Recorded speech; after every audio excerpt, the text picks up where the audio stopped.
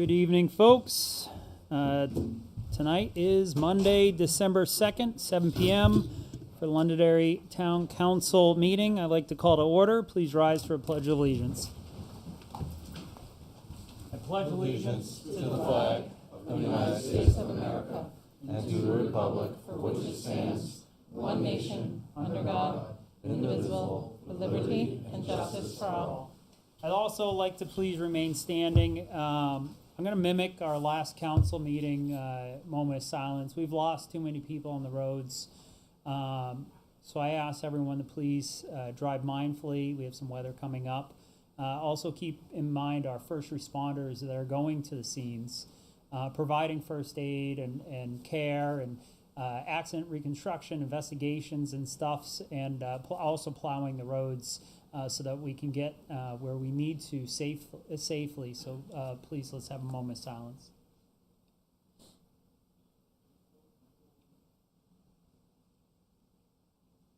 Please be seated. All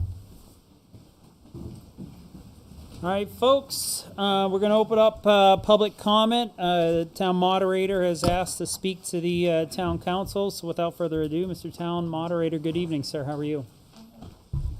Good evening. I'm well, thank you. Mr. Chairman, members of the council, thank you for having me back tonight. When I was here in November, I told you that I would return once we had had a chance to assess the two different voting tabulators available to us in the state, and we have since done that. And I did a lot of research following that meeting when I was here. I reconfirmed with Voting Works, which is the ones we leased and used in September and November, confirmed what equipment would be available, what we would have, and how much it would cost. And then I had a nice meeting down at the LHS Associates in Salem, our longtime partner in election equipment, including the poll pads. They spent an hour with me. We did the same thing, confirmed what their tabulators, when they're going to be available, what they'll do, how much they cost. And based on that research, while it was a very difficult decision, we've decided to go ahead with the Voting Works machines. And the plan is to purchase 5 of them. We had 6 at the general election, but the newer model, which is the one we would have available in March, processes ballots almost twice as fast as the 6 we had. So we don't believe we need 6 machines. We'll purchase 5. The reason for Voting Works, A, the increased speed of processing the ballots.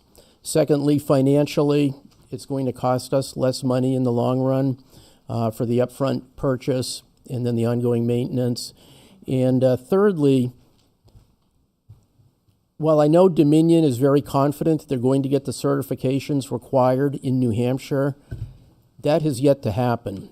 So it would be, in my opinion, a risk to commit to them, and should something happen and they don't get the certification they needed, would be in a pickle. So we're going to go with Voting Works. And I confirmed with the Secretary of State's office that no action is required by the council. We're on record with the Secretary of State as using Voting Works devices, and that's all they need to know. Which one is it? Because they have to prepare the correct ballot for the machine we're using. So they said if the council is going to stick with Voting Works, then no action is required. So I wanted you to know, though, the decision we had made, and we'll move forward with that. I've shared the financial information with Justin. We reviewed that earlier, gave him a hard copy tonight. So I think another important factor in here, though, is, I mentioned it earlier, our long-term relationship with LHS in Salem. In the Dominion machines, while LHS represents Dominion, it's a Dominion problem, not an LHS problem. And I wanted LHS to understand that we'll still be a trusted partner with them. We'll have a positive working relationship continuing forward because our poll pads are provided by and serviced by LHS. So we're not losing our vendor. We're just choosing to use a different tabulator than the one that they're providing through Dominion. So with that, I'll be happy to try to answer any questions you might have. Any questions from the council? Do we know what kind of timing we'd be looking at to have this be delivered? That's a good question. No, I don't. We, in order for our lease agreement that we had with them to serve as a lease purchase agreement, I have to notify them by December 30th. I'm going to notify them on December 3rd, both vendors tomorrow. As long as it doesn't really matter when we get them, provided we have them by March, and I know That's what I voting, meant, yeah. we'll have them for March, yes. Okay. Because Delivery remember date. last time, we weren't sure if we were going to get them for March, and then we didn't get them for March. And that was the Dominion issue with the lack of receiving the certification in time, and I don't want to go through that again. Of course. Wonderful. Thank you. Anything else? Okay, Thank you. you're welcome, thank you. All right, folks, we're in public comment. Hey, good evening. My name is Bob Robichek, 13 Clover Lane. So I know many of you. I wanted to come speak for just a couple of minutes tonight. We're in a budget season, and the town's struggling to cut the budget. We all got our property taxes, so we know what that's all about. And a lot of municipalities in New Hampshire are facing the same thing. And I think that one of the things that I wanted to bring up, or just mention, is something I've been hearing a lot about. It was part of the master plan update survey, but also a lot of our friends and neighbors are mentioning, and that is that we're building a lot of housing units in this town, both rental, a lot of rental, hundreds of units of rental, and some owned as well. Rental brings a different issue with it than sometimes than owner-owned properties, but that's neither here nor there. And we're also having some very large new industrial developments, large commercial developments. I'm not going to name the names of those. We all know who they are and where they are. But those developments and all those housing units, and there's hundreds of them on the market that we're bringing in, are going to have a direct impact, or are having an impact, on public safety services. Police, fire, EMS, 911, dispatch, and DPW. Most of my work that I do in my day job is with public safety and DPW and first responders. I'm working in a lot of communities in New Hampshire, some in Maine and some in Mass. They're all facing the same pressure due to growth in our communities. We have to find a different way to fund the expansion of these needs, because they're going to grow no matter what we say or do, without constantly looking to the homeowners that are paying taxes now, that are just seeing their bills skyrocketing for property tax, especially for the elderly, people on fixed incomes, etc. There have to be other funding methods, and there have to be ways that the folks that are doing these developments or doing these construction of these industrial developments have to pay their fair share, because we are going to need to increase our staffing. It's unavoidable. If it's not today, it's going to be next week, next year, or in a decade. So thank you for listening, and that's what I want to say. Thank you. Thank you.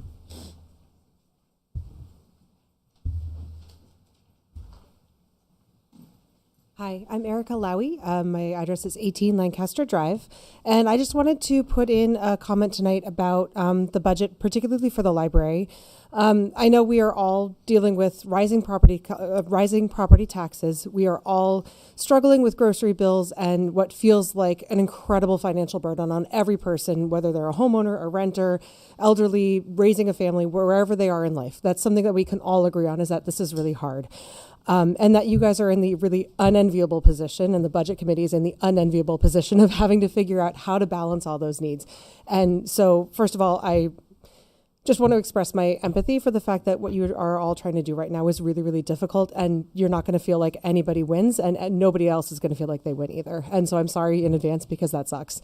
But I particularly wanted to put my 2 cents in there, that I believe one of the things that we should really make sure that we are continuing to fund, even when things are hard, is the library. Not in general, because the library is I think it's an essential service. It's an access point for information for kids and for adults, classes, community building, connection, resources and information that people need in order to access greater opportunities like job training and skills, resume building, printing, papers. All these things are things that you get at your library functionally for free.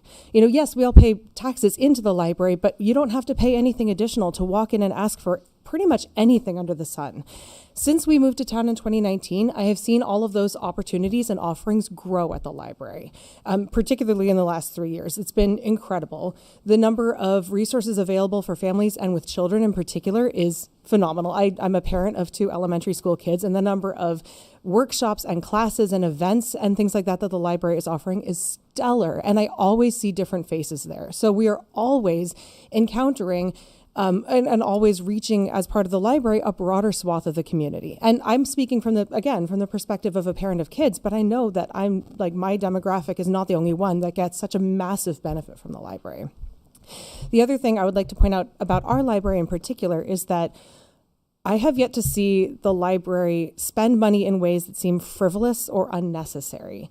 Every time that there's been a budget submitted, every time that they have expanded a program, for example, with the recent access to GMILKs, the thing that gives us as a community is worth its weight in gold. It's phenomenal. And what I've seen from the library and from the librarians as they put the budget together has always been thoughtful and measured and deliberate and intentional. Not, it would be really nice to have a new chair. It would be nice to have a new chair that's not going to break and cause us an insurance issue when a kid gets injured doing so.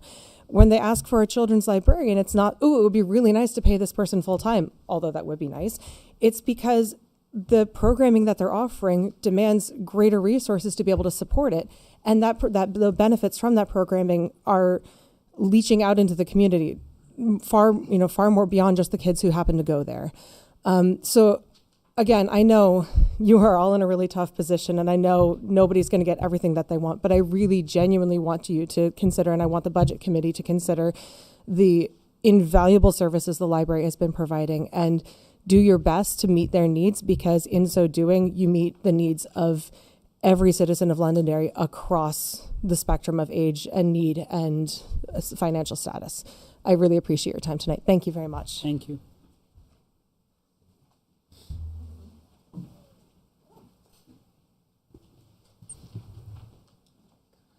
Hi, Maureen Mansfield, 10 Ross Drive.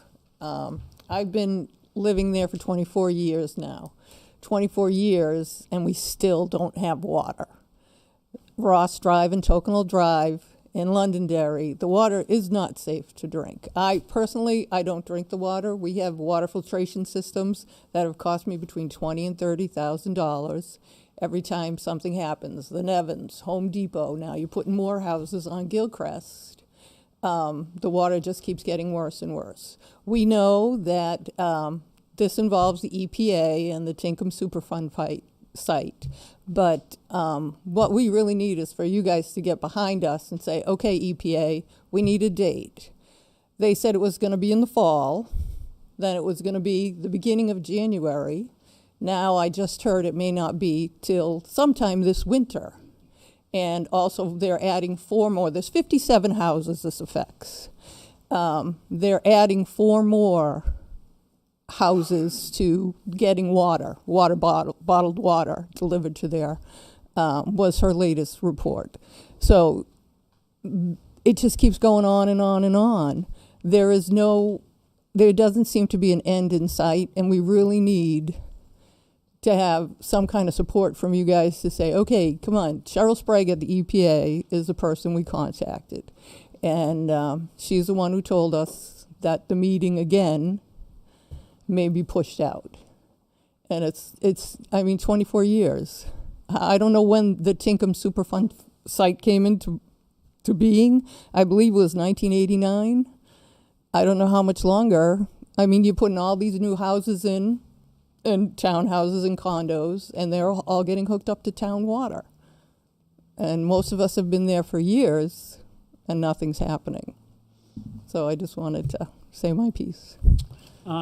Real quick, I know that we just recently received an update from, is it DHS? It was from the Community Services Director at the EPA about this. I know. We saw you at the last Utilities Committee meeting. They are hoping to they're working on several documents, which include a remedial investigation memorandum, a focused feasibility study, and a proposed plan for alternatives for a permanent drinking water source. And they are looking to have that public meeting once those documents are ready. And it's expected the documents will be ready for public presentation early next year, barring any setbacks. So per our previous conversation, we spoke last time. Yes. Is there any way to draft a memo for the council, and the council would have to discuss this as a body, but draft a memo partner with legal to draft a memo on expressing the sense of urgency and support. So I'm looking at Mr. Trotter as well, because Dawn? but yeah, I think we can probably work together. I don't see an issue with drafting a Okay. memo Yep. expressing the council's support. Can you can you work with legal on that, or take it if you can and send it to the council? Yep, we can do that. All right. Thank you. I know, it seems like a small thing with only 57 houses, but it's been going on for years and years and years, and it just seems like the EPA is just making the process more involved than it has to be. I understand they have the last word because it's a federal site, but we need a date. We need a date. I have to stop hearing, okay, it'll be in the spring, it'll be in the fall. I really, really would like to meet a date. And I'm glad some of the other residents from the neighborhood are here as well. So, thank you. I had no idea they didn't have water. That's incredible. That's crazy. Good evening. Hi, I'm Troy Mansfield. That's my mom. I live at 10 Ross Drive as well. I haven't lived here for a long time. I just moved back to town recently, but she's been telling me about the problems with the water. And she has a really good heart. She just wants to be able to have drinking water that she feels safe drinking. For me, I look at things more business-wise. I know that that comes with enormous costs, and a lot of the plans that I've seen happen in different places leave us with the burden of having to hook into town water once a pipe does get run. So I'm just really hoping that part of this draft, this plan, when we talk, something can come from it where we're not left with a $20,000 bill to get town water. Thank you.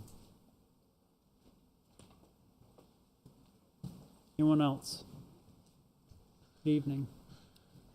Good evening. Deb Paul, 118 Hardy Road. I just would like to respond to that gentleman who was just speaking up here.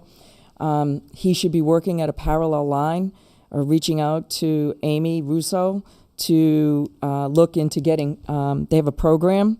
If water goes by your house, they will give you $10,000 if you have PFAS and you can prove it. They will test your water for free at the Department of Environmental Services. So I would strongly suggest that they reach out to Amy Russo in the Department of Environmental Services, have their water tested. If they fall in that they're over, they would be eligible to get $10,000 to help them connect to their water line when and if it goes by their house. It's just something I thought they should be aware of. Thank you.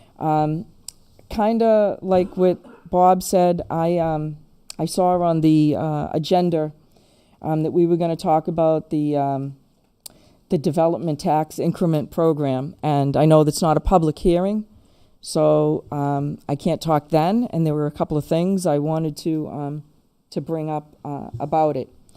I am looking at the actual document for it, and it was originally brought about in June of 2022. I sat on the council and I was adamantly against it. And I was against it for a number of reasons. But one of the things that popped up about it is the exemptions are guaranteed on a case-by-case basis. If the town council deems the project provides a public benefit to the residents and communities, and that was kind of important that you were supposed to look at each one of these.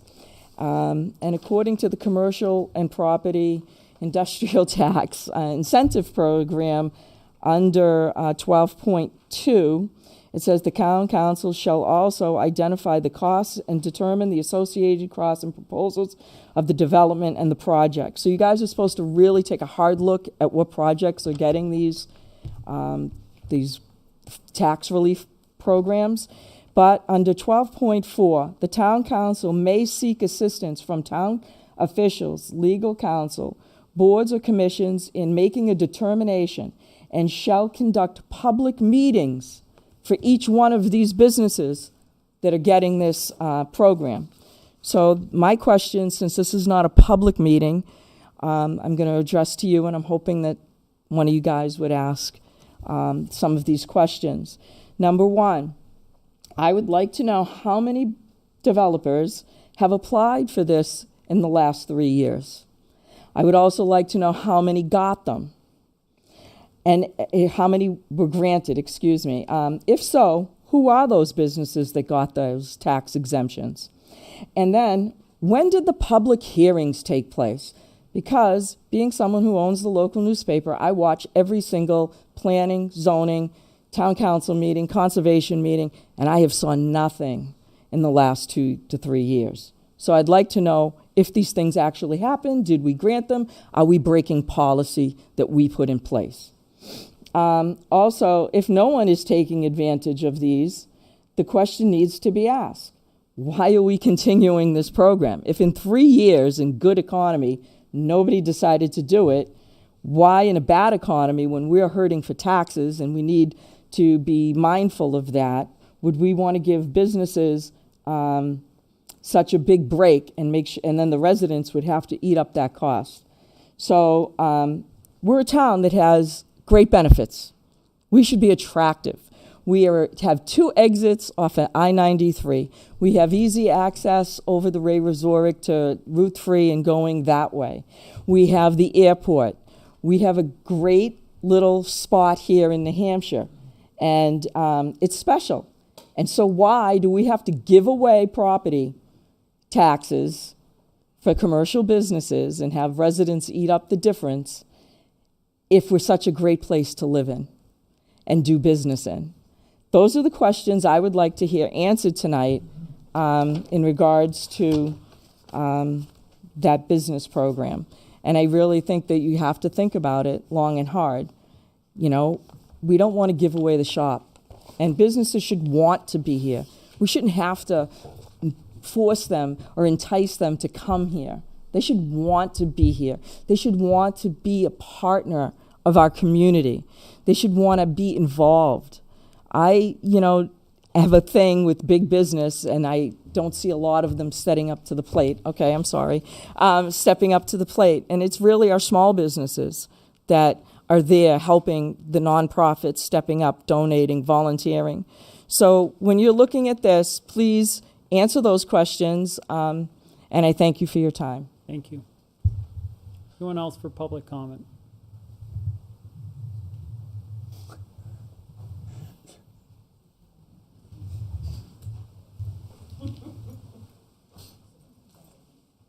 Something I said. Tony DeFrancesco, 1 Cheshire Court. Change it up a little bit.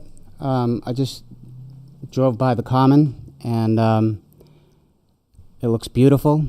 And how lucky are we to live in a town that's so great that affords the community to come together when it comes to a project.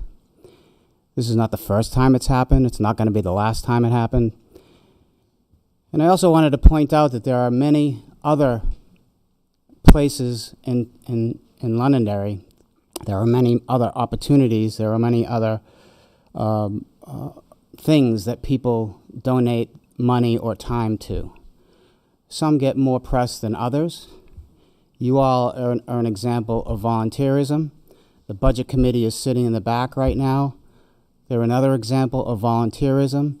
And there are people in this town that give up countless hours and money to many, many other things. Quite a bit of it is anonymous. But this is how Londonderry works. This is how New Hampshire works. And congratulations to all of those that have the time and or the finances to be able to help. That's that. I did have to watch the several meetings from afar, and I had some things to say.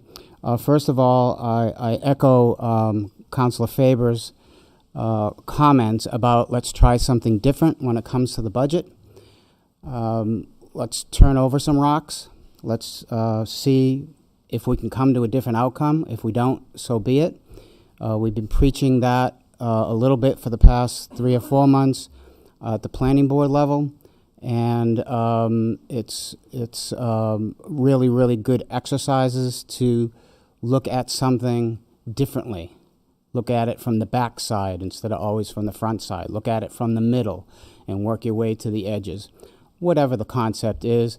I think it's a good policy. It's a good public policy. It's good for the taxpayers to see that you're doing that, and I would encourage you to think about it. If it can't be done this cycle, maybe it can be done next cycle.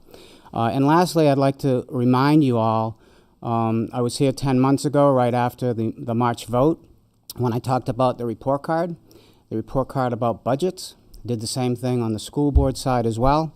And I reminded you all that you made a great budget. The school board made a great budget. The budget committee made some great suggestions, and both groups came in with some great budgets. And guess what? Contrary to what people think, and you all get yelled at a lot, and so does the school board, for taxes, taxes, taxes. Well, guess what? It's the taxpayers, it's the voters that added money to the budget, which caused the tax rate to go up. You can argue all you want. People can say what they want to say. They can pontificate any way they want to pontificate. But in this last cycle, and the cycles as far as I can remember, the taxpayers of Londonderry have been happy with the current level of services, and they're willing to pay for it. In addition to that, they've agreed to increase the budget, which increases the tax rate. So if people have an axe to grind, they should be knocking on their neighbor's door and saying, "What are you doing?" Thank you. Thank you. Anyone else?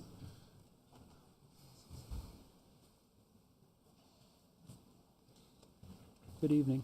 Christine Perez, 5 Wesley Drive. I just want to address the elephant in the room, and the word is impact fees. I know we had them at one time.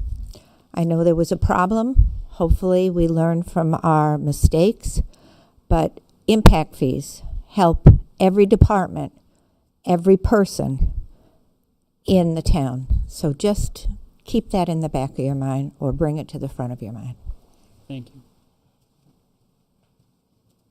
Anyone else? All right, with that, I'll close public comment. Speaking of great organizations that do a lot for our community, I'm going to move things around on the agenda a little bit. We're going to talk, I'd like to invite the Lees to come up and speak regarding Resolution 2024-31, acceptance of unanticipated revenue under RSA 31:95B, Section 3B, New Hampshire State Council of the Arts. Good evening. Good evening. Thank you very much for having us tonight. Thank you for coming. So I'd like to just give a quick update on the concert season this past summer. The Concerts on the Common were under the umbrella of the Londonderry Arts Council. Our mission is community, great music, and summer evenings. The concert started in 2003, so this was our 22nd season. Some of this year's successes, our goal for Londonderry's 2024 Concerts on the Common season was to continue providing high-quality music performances to New Hampshire residents at no charge while ensuring a safe and accessible experience for all. We also aim to deepen our engagement with young families, especially newcomers to our community. This year we held 12 concerts, attracting over 5,300 attendees, including a special Saturday afternoon kids concert in partnership with our town library staff. Kind of goes with the statement earlier this evening about the library. We are hoping to expand the kids concert program next year. We had a great day for that, and we had a lot of families with kids there. 3 concerts were significantly affected by severe weather and held indoors, resulting in lower overall attendance compared to 2023. For the remaining Wednesday evening concerts held on the Common, though, the average attendance was 571 per event, which is on par with 2023.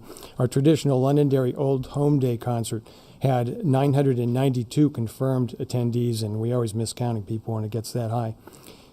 Concerts on the Common foster a deeper sense of community by attracting area residents with a shared appreciation of high-quality music performances.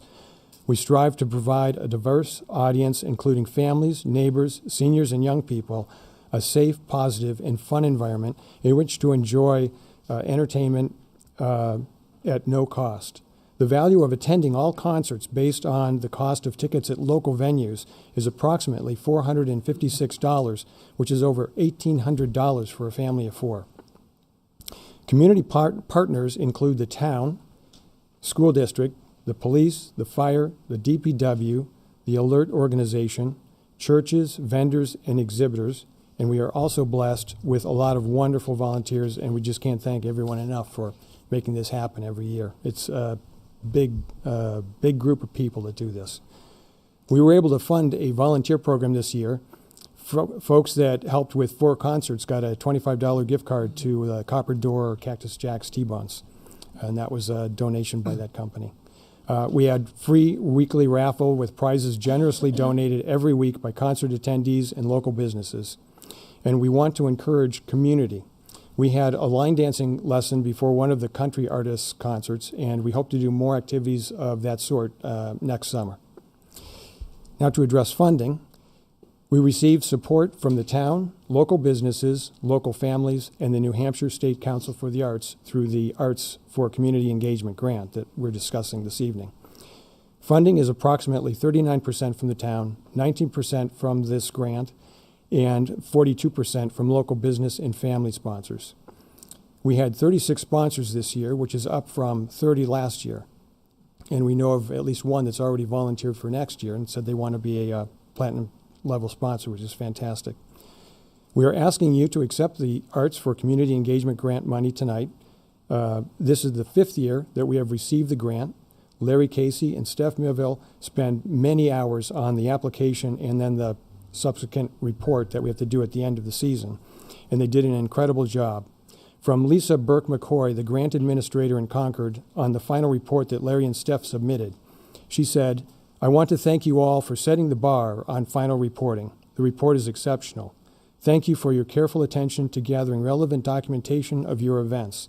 The photos also tell a wonderful story.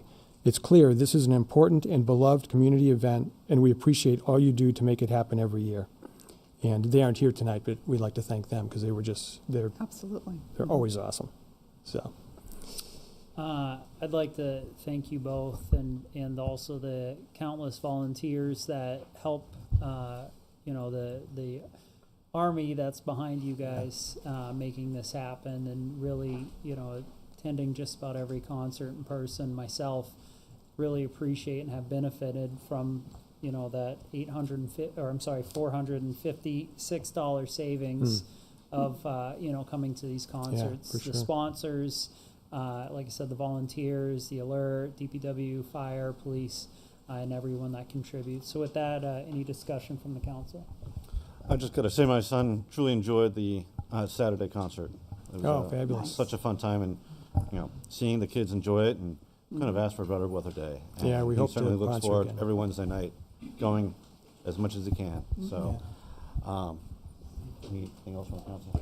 I mean, I'd just like to say the ones that I've had the opportunity to go to, absolutely enjoyed. I even one in the school. I like that you did it indoors, and it was really enjoyable. You guys have done a phenomenal job.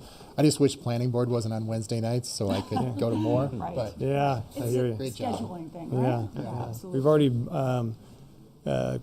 scheduled some bands for next year already. The Beatles band will be back. Couch is coming back. That was a huge band for us, and they're going to be kicking off the season after the high school bands. And we have a new band, Cool Cool Cool, which is going to be really cool. And, Hopefully. hopefully. Hopefully And, not cool inside the Yeah, high not school. inside Yeah, though. No, we want to be outside. outside, hot. So anyway, but thank you very much. We appreciate it. So I just want, if you don't mind, give credit because Lisa says it perfectly. When handling this grant, you guys have made my life extremely easy. Well, we really appreciate it. appreciate how your support. detail-oriented you guys are with everything, and how It's Larry and everything is Steph. in place. It's amazing. Yeah, it's Larry and Thank you. Steph. They do an awesome job. And thanks for your support. Absolutely. We want to happen well at you. So, Well, I'd like to make a motion to approve Resolution 2024-31 and authorize acting town manager Art Salidas to sign all documentation necessary to accept the grant funding from the New Hampshire Council on the Arts. I'll second it. We have a motion from Ted, second from Sean. This is in the amount of $6,800 or $6,800. All in favor, say aye. Aye. Any opposed? Chair votes in the affirmative. Thank you again. thank you very much. Thank you. Appreciate it. right, new business. As I mentioned earlier, we move things around. Commercial industrial tax exemption discussion. Madam Assistant Town Manager, your presentation. Thank you, Mr. Chair. So just to clarify, this is just a discussion for the council's consideration. If the council chooses to move forward with this process, there will be a first reading public hearing associated with the potential extension of this program. So again, this is for the council's consideration. As to the timing of this, this program is set to expire on January 9th, 2025. And so if the council wishes to extend the program, we would need to schedule a first reading and hearing this month to follow that time frame. So as was previously mentioned, the initial discussions for this program came about in 2022, at which time the council adopted the ordinance enacting this industrial tax incentive program. The most recent discussion that the council has had on this is a resolution that was in 2023, and the intent of that resolution was to expand the eligibility criteria for this program. So as a reminder, the program is intended to provide tax relief for commercial and industrial properties by offering exemptions to the local taxes, that's school and municipal taxes, for new and improved property. The program limits the exemptions to no more than 50% of the new and or added assessed value for no more than 10 years. This is governed by state statute, and it is also outlined in the ordinance that the council adopted. To the questions that were raised during public comment, we have not received any formal applications for this program since its adoption, and therefore we have not broken or not followed policies related to this, because again, we have not received any applications to require a public hearing. If we do receive an application, we will follow what the statute requires and notice and have that hearing. So again, for tonight's purposes, I'm just looking for a consensus from the council as to how you'd like to proceed. I can go into more detail about the tiers of the program, or I can take questions that you might have. Council? What questions you have, or? I guess, what benefit do you see this economically helping us and drawing people in? So I think it's intended to attract commercial and industrial businesses. It's a tool that we have in our toolbox to attract businesses like that. For example, New Balance. Mm-hmm. This is one of the programs that New Balance was very interested in, and it is one of the items that attracted them to Londonderry. They did not use this program. They went through the pilot program process, but that pilot was designed after this program. So while they didn't file a formal application by way of this program, they essentially used it. So that's one example. I have had, a lot of conversations with potential applicants for the program, but again, I haven't received anything formal. So I view it as a tool for economic development to attract businesses to our community. There are about 20 communities in the state that offer this program, and I believe about 20 or so businesses across the state that are taking advantage of it. The same exact program? Yes. Okay. Yeah, like Sean, I know I've heard of potential pharmaceutical companies over the times considering, do we want to locate in New Hampshire or do we want to locate in another state that would, offer some sort of tax program that New Hampshire as a whole does not even have available. Yep. And it looks better on their books, to have a plan like this to help them off in the long run. So at least be able to have it in our toolbox, as our assistant town manager had said, at least gives us a foot in the game. Mm-hmm. Mm-hmm. Kelly, can you talk a little bit about New Balance and them being a state-owned, if you will, for lack of a better way to put it, or it's through the not SBA, but the BEA Thank that you, offers the BEA. a program, payment in lieu of taxes program that again mimics this industrial tax incentive program as it was applied in Londonderry, and essentially does what I just outlined. It provides certain tax relief for New Balance. Right, so essentially, it is this program through the state purchased paid for the construction, owns the building itself and the property. Correct. Therefore, are not subject by itself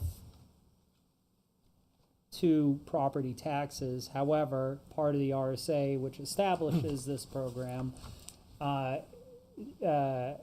mandates that we shall enter into a payment in lieu of taxes or pilot to offset the tax, which was mirrored against this program, correct? Correct. And just to be very clear, New Balance did not utilize the commercial and industrial tax incentive program. And so, no, we did not have a hearing for that process because they did not use this specific program.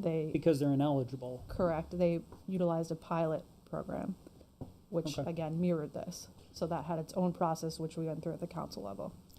And so if anyone went through this process, they would go both in front of a public hearing and in front of the town council to approve. So everyone gets feedback. It's not just a done deal and it goes through. It's correct. So if the council chooses to extend the program, it still requires an application process, again, through the council, which requires a public hearing, and that is for each individual case. And so the council has the opportunity to review that application and make its own decision for each application that comes before you. For or against. Kelly, is this something you'd like to see us continue as our person in charge of planning, so to speak? Director of Economic Yeah, exactly. As a In my director. opinion, I think that it provides a benefit.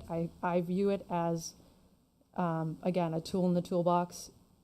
It's free in the sense that it doesn't cost anything to administer other than, of course, staff time. And again, there is a public hearing process at which time you will, of course, hear from the public, and the 5 councilors will have the opportunity to weigh in on how you view that particular project being proposed to you. I think I'd like to hear more from the public, so I don't have a problem with moving forward. I'd I'd like to hear the public hearings and see what the public thinks, if we should continue it or not. And I want to address some of the things that were said too.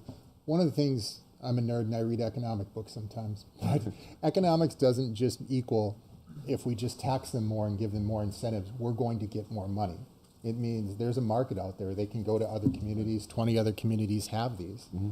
It's not necessarily that we just can raise the ceiling on everything and everyone's just going to flood in. It doesn't always work that way.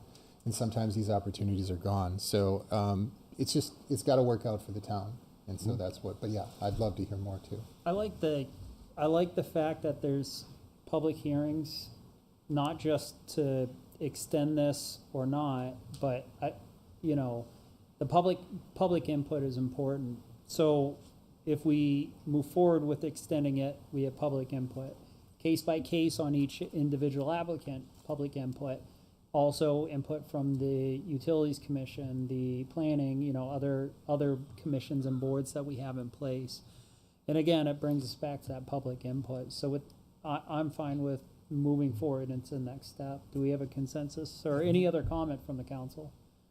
I think it's just good to have in our pocket to be able to use as an advertising piece. To have a company potentially come here instead of, say, North Carolina, where they give a lot of money away in the state of North Carolina to business to come there. And if we can at least have this one item, well, then to say, oh, this might be valuable. Well, let's bring our jobs and our people here. And to Ted's point, when people from out of state or far away, they don't know a lot about Londonderry. That might be one of the first things we're like, well, do they have something like this? And it could instantly take it off the list. And then they find out we have a lot more. And then they look into the program, but they don't necessarily use it. And just having the program doesn't mean we have to approve everything that it goes through. Right. And so, just to that point, so I get a fair amount of phone calls from all over, businesses that are looking for the best place to build their whatever. And these are the questions that they ask. What tax incentives do you provide? What, specific zoning requirements do you have? Do you have TIF districts, things of that nature? So again, I view it as a beneficial tool in our toolbox for Londonderry to attract businesses in that commercial industrial development. Kelly, this is a question for you. Was this ever sent out to the major commercial brokers in the state as well?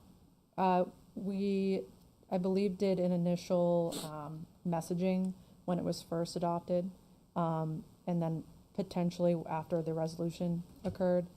But if the council chooses to proceed with this, I would like to improve our messaging of this, make it more accessible on our website, things like that. It is on our website. It's on the Planning and Economic Development page, the town manager page, I think. But I think we could do a better job of messaging it. So one thing I want to just make you gentlemen aware of in the community, our biggest tax generator is Granite Ridge. And Justin's probably going to correct me, but we're close. Non-utility tax generator. Utility tax generator. Oh, sorry. Yeah. And we receive around 4 or 5 million a year after the exemption, or the in tax revenue. A significant amount. And my point is, they contribute a lot to our taxes. They aren't part of this program at all. And again, with economic development, to kind of go off of what Sean was talking about, there's a ripple effect. You bring a business in, you bring workers in, you bring people that are buying gas at convenience stores, bringing their kids to childcare centers, bringing, shopping at our grocery stores, getting Uber Eats or whatever, not plugging them, I'm just saying in general, different stuff. So I think that's all things to consider, as we move forward. So I believe you have a consensus, and good for the next step of scheduling that Great. Public hearing, which will be on First reading. December 16th.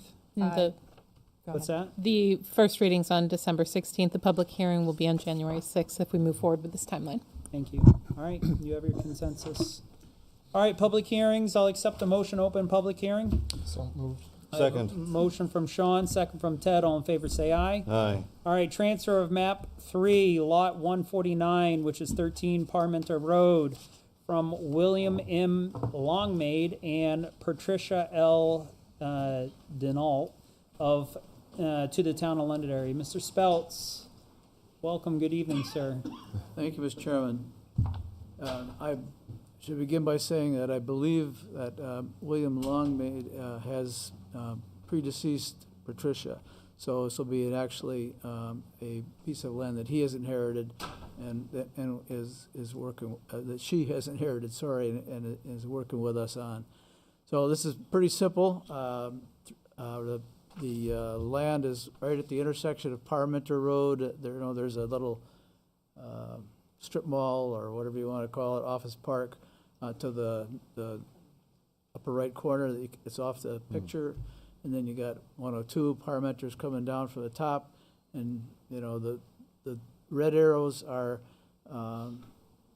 culverts that are in place. The one on the bottom right is actually a stone culvert that is pretty well seen its better years.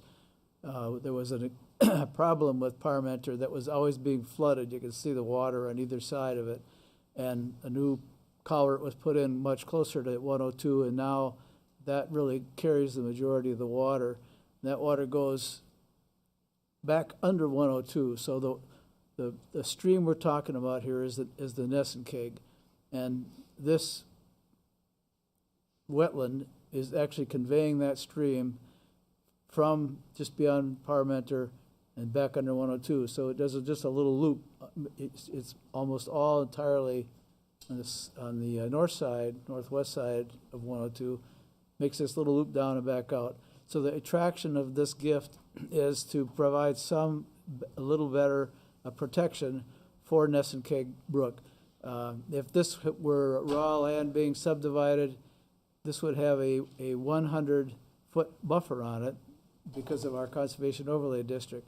However, the district grandfathered residential properties that were in place before the Conservation Overlay District was put in place. So right now, we're having an opportunity to put a little buffer on a stream that was unprotected before. And I did walk the property, and there's no encroachments that I could see. In fact, the neighbors that you see on the bottom of the screen there have been very good stewards and have kept the buffer that they really aren't required to keep, but they have. There's a steep slope that goes down, and so we're indebted to them for that. The next slide will show you, it's a little bit hard to see, but the red circle there at the bottom right, that's the area that we're talking about. But I've zoomed this out. You can see Litchfield is on the left. All of those green areas are conserved land, and so if you follow Nesson-Cake Brook, it goes down, loops toward the bottom, and then goes right back up into the apple orchards in town. So this is really a very well-protected stream, which is fortunate and unusual in town. So the little piece that we're talking about here is just one more addition of protection to the stream. Next slide, please. So the bottom line here is that the Conservation Commission was offered this parcel, and we're recommending that the town accept it. By doing that, we will extend the protected portion of the brook. We will be protecting the 1.3 million that we put into acquiring the Lithia Spring property. Maybe if you just go back for a second, and I'll just point that out. So the Lithia Spring property is, you see where the words are down there, just to the left of the little red circle. So that actually doesn't show up as green, although I think it probably is now, because I know that Mike just did a update on our conservation layer. But that is right there. So that again is part of this long protected corridor that surrounds the stream, and we want to do everything we can to protect our investment in that. Thanks. Now if you can go back to the last slide. And then finally, as I said, Parmenter has a history of flooding and allowing a little extra flood storage in there by protecting this land and keeping it as a natural wooded area, wetland. It's just going to make it much better to preserve Parmenter Road in the long term. And, that really is the long and the short of it, but I'd be glad to answer any questions. Can you go back to slide 1, please? So just for clarification, this is south of 102 and west of Parmenter, that section up there. That's correct. That blue outline there. And what was the vote breakdown on the conscom for this? It was unanimously in favor. Okay. Any other questions from the council before we go to public? Is that area wet right now? Yeah, I was lucky. I went out there before we had the recent storms and the recent rain, and I was still up to my ankles in mud. So I'm sure if we went out there now, it would be really wet. You can see from the aerial that it's basically what they call emergent wetland. So there's cattails in there and other wetland plants, but there's liquid water at the surface. This is definitely a positive for the town. The fact we're accepting this, we accept this donation. It's a good thing for the town. It perfects, this area of land, and allows us, like Mike said, to preserve that brook. So. Folks, we're in a public hearing at this time. If you'd like to come up and speak to transfer of map 3, lot 149, please come up. Seeing none, council, what do you choose? I will. What do we need, a motion or? Vote of approval. Vote of approval? Vote of approval. All right, so at this time, I'll accept a motion to approve the transfer of map 3, lot 149, 13 Parmenter Road. So moved. I have a motion from Ron. Do I have a second? Second. Second from Ted. All in favor, say aye. Aye. Any opposed? Chair votes in the affirmative. Thank you very much. Thank you, Mr. Chairman. Thank you, councilors. All right, with that, I'll accept the motion to close the public hearing. So moved. Second. Motion from Ted, second from Ron. All in favor, say aye. Aye. Any opposed? All right, we are out of public hearing. At this time, I'd like to transfer to old business, budget's workshop and determination of bond hearings. I think fire was up next. Is that correct? It's what? What's that? Yielding the floor to the police chief. Okay. We'll follow your lead. We're gonna cover the 4% from default you requested. Okay. Give me my glasses.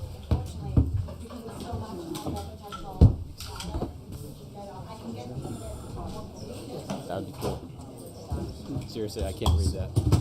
Sarah's gonna be for a little bit. I'm so sorry. I said all day. Yeah. So I should probably. Not a worry. Sorry about that. I'll open it up whenever you tell me to, but I'll leave it on. You know when you step.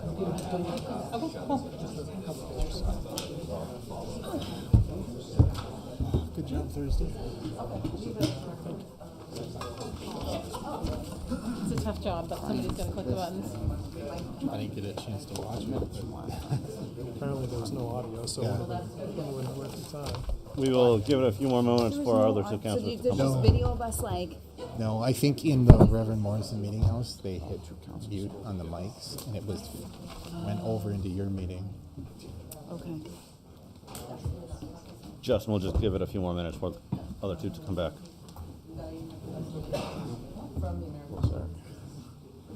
How you? Justin, you may proceed. Go ahead, Justin. Alrighty. So at the last budget workshop, you had, the town council and budget committee had tasked us with cutting 4% from our default budget. Can I pause you real quick? Absolutely. So I just want people to be aware, every time that we make an adjustment or ask a question to tweak things on the budget, Justin and Sarah and their team has to literally redo the budget every single time. So I want to say thank you. I know that this request here and the presentation that you're about to give took some hours to do. And I appreciate you I appreciate the efforts put in for this exercise and this discussion. So I wanted to thank you, both of you and the staff up in the finance department for doing that. Absolutely. Thank you very much. So let's get into it. Ooh, this buzzes. So the request from the town council and the budget committee was to cut 4% of the budget from the default budget. That's the default budget less debt service is $42,540,122. This is about $1.7 million from the budget. Town departments were informed that they should avoid personnel cuts. 4% cut matches the level of cuts requested at the state level. The state cuts were primarily personnel of continuously vacant positions. As of today, the town currently has 16 open positions with 5 pending offers out there. And the town manager position becomes fillable tomorrow, meaning that essentially 6 of the 10 are currently there, as well as we had another one where we had interviews for the position, offered them the job, and they declined it. So we're actively trying to fill these positions. I just want to go over the default budget definition again, because I'm not sure that there is a full understanding. Technically, the default budget is not a budget. It is an appropriation. It is a dollar amount based on the previous year's appropriations, adjusted by debt service, contracts previously incurred, salary and other related employee costs previously incurred, and other obligations previously incurred or mandated by law and reduced by one-time expenditures. I break out the default budget the way I do so you can see where it actually came from and that I'm not just throwing out a random number for you guys. But in the eyes of the state of New Hampshire, it is just a number. It is that 42 million everything. As it says here, I'll read the highlighted part for those at home. Instead of being an actual budget, the default budget is the amount that will be raised if the proposed operating budget is defeated. If the default budget is adopted because of the defeat of the proposed operating budget, the amount raised and appropriated may be expended for any purpose contained in the defeated operating budget. So to put this in context in terms of what the town has been trying to do over the past several years, for the fiscal year 23 budget process, we worked strongly to try and right-size general ledger lines to prevent the need to leave these positions open. As you can see from this, it's been working. At the start of the budget cycle in 23, we had 21 open positions. The start of this budget cycle, we have 15, 16 when you include the added ARPA position, and we currently have 6 in the hiring process. Fiscal year 24 budget process, we made significant gains in right-sizing the general ledger as I worked with the police chief to utilize the unfilled positions he had to help right-size various departments while staying within the default parameters. If you guys remember, this was a discussion of, holding positions, and so we were able to right-size it with chief's understanding that I will make sure that his budget does not suffer significantly. And I believe the promise I made to him was, should he find someone, we'll make sure that we find a way to do it. And this won't be the reason why he doesn't hire someone. The fiscal year 25 budget process, we still work to do it. However, as you guys are aware, I believe it was a 17% increase in insurance. So recognizing that, we took a step back and allowed that to play out rather than trying to increase everything greatly. So to give some recent history for the fiscal year 26 budget process, on January 19th, which is less than a year ago, we issued a town-wide budget freeze due to large departmental overages. The freeze remained until the new fiscal year. On March 12th, 2024, which is less than a year ago, the voters supported all but one monetary warrant article from the town side. Justin, what was that one? That would be pickleball. Pickleball. Thank you. On October 7th and October 21st, which is less than 2 months ago, citizens came to the town council meetings and voiced their frustration regarding the current budgeting practice and demanded to see what the actual cost was to run the town of Londonderry. Citizens expressed their desire to see public safety departments and services fully funded and not to limit these departments' ability to provide safety they have come to expect from being a taxpayer in Londonderry. 1 month ago, on the budget kickoff on November 2nd, 2024, the town departments presented an operating budget for the first time in over a decade that had a proposed budget over default. Out of that amount over default, 98.45% was towards public safety and intended to right-size lines as well as listen to the taxpayers who expressed their concern regarding public safety departments being historically underfunded. 2 weeks ago, the town departments were instructed to perform an exercise to cut, showing what a 4% cut to the default budget would look like. This right here is a breakdown of your default budget. As you can see, 72% is personnel costs. I don't think anything else. One thing covers 7%, which is waste and recycling. Without cutting personnel costs, professional, contracted, and legal services, road and snow services, the town's waste and recycling, debt service, vehicle repairs and financing, and obligations such as property and liability insurance, utilities, and welfare, there's only $1.4 million left in the default budget.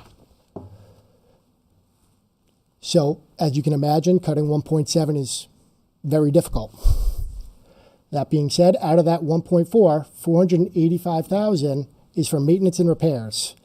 This is for maintaining and repairing town facilities. So what the taxpayers have already paid for to make sure that we maintain and repair them and keep them up to date. The rest, the $925,000, is other expenses, which includes the tower rentals for the public safety communication system, printing and postage, which includes motor vehicle registrations, property and sewer tax bills, community events such as fireworks, all the items like that. You'll see it under Department 1542. Senior transportation, our courier services, pre-employment testing and other hiring expenses, as well as specific department expenses, things such as the K-9 and other fire department related items that are more specific directly to the department. So I know it gets frustrating when people look at the budget and they see we handed back or we didn't spend, just over $500,000. To put that in perspective, that is 1.44% of our budget. The median household income in 2022, and I apologize, I couldn't find a more recent one, but was $90,845. So at year end, after all your expenses are paid, you would only have $1,305 with hopes that your car doesn't break down, nothing else happens in your house. The median household income in Londonderry was $127,946, which means $1,838. With that same mindset of nothing else happened, nothing else went wrong during that time. I included the last 2 years here, and I did that on purpose because if you look, 2022, well, it's a large number, and there were various factors. We had a lot more openings, as well as the GMR for our insurance was projected to be 2.2, and it actually came in at negative 3.3. But I wanted to put it on there because you can see that as we started to right-size the budget, we've started to try and fill the positions as the taxpayers have requested. We've started to try and provide the services as the taxpayers requested. Cutting 4% from the default budget would set us back significantly, where we would have to resort to leaving positions open and doing other things of that nature to make sure that expenses that occur can be absorbed. What is $1.7 million? As we know, it's 4% of the default. The estimated tax impact on a monthly basis for a $600,000 house, you're looking at under $13. For a $500,000, you're looking at under $11. $12.95 and $10.80 to be exact, or to be approximate. I apologize. You're going to hear from some of the departments regarding how this decrease of the budget would affect their services that they're able to provide should we continue to proceed down this path in this exercise. At that point, the Budget Committee and Town Council can provide their recommendation on what services can be downgraded or eliminated. The important thing to keep in mind here is, as I mentioned with default, if you cut something out of default, unless it's a position, you're not actually cutting default, you're cutting the proposed budget. So the only time where it's mirrored is if you're saying we're not doing this obligation, in which case it'll be removed from both. As I said, default is just a number based on last year's expenses, adjusted up or down by the items that I listed out. I believe Chief Bernard is going to go next in terms of if you'd like to proceed down this path. Does it make more sense to provide our recommendations first to potentially save time if we're not asking for certain departments to cut? Sure. Yeah, so after reviewing the last budget meeting, I was able to read lips and gathered there was a lot of discussion about that. So I think it'd be a good idea to move forward with that from the BudCom. Sure, and a brief comment on that, yes, the recording of the audio did not work at the Budget Committee meeting, which was held on November 21st. However, the minutes are posted and are quite extensive. So I think the gist is there. I was teasing. Fair enough, just making sure people knew that. All right, BudCom, your floor. Okay, so given that BudCom was somewhat tasked with trying to come back with cuts, we went around the table and came up with some recommendations, and we want to throw those out there and discuss them. You want to lead the way on that? Sure. So before we jump, is this on the default or the proposed budget? These would be on the proposed budget. I want to preface this whole discussion with, you are 100% right, that a quick look at the budget you'd realize cutting 4% off the default is an impossibility. So the approach we really took was not necessarily look at the default budget in the dollars, but look at the tax rate and try to keep a tax rate that's more in line with inflation, CPI, than actual total dollars of the budget. So we took a little bit of a different approach than what we were tasked with because the task was It close to wasn't fun, impossible. trust me. I'll say that the town, you know, compared to other towns our size, does a really good job of, you know, how we're spending our dollars. And when we had a really great meeting a couple weeks ago, Justin was gracious enough to be there to talk us through some of these things. And it wasn't just an expense conversation, it was around revenue too. So we found, and this, as I'm assuming is reflected here, an extra $850,000 or so of revenue. It's actually slightly more because I realized that the COSAP grant that we received, I did not include the revenue when I initially put it in, so there's another $116,000, I believe, in there as well. I guess I should start with when we looked at what the tax rate we would need to get to in order to keep it within the range of inflation. We'd be looking to cut or fine $2.8 million, whether that be through additional revenue or cutting expenses.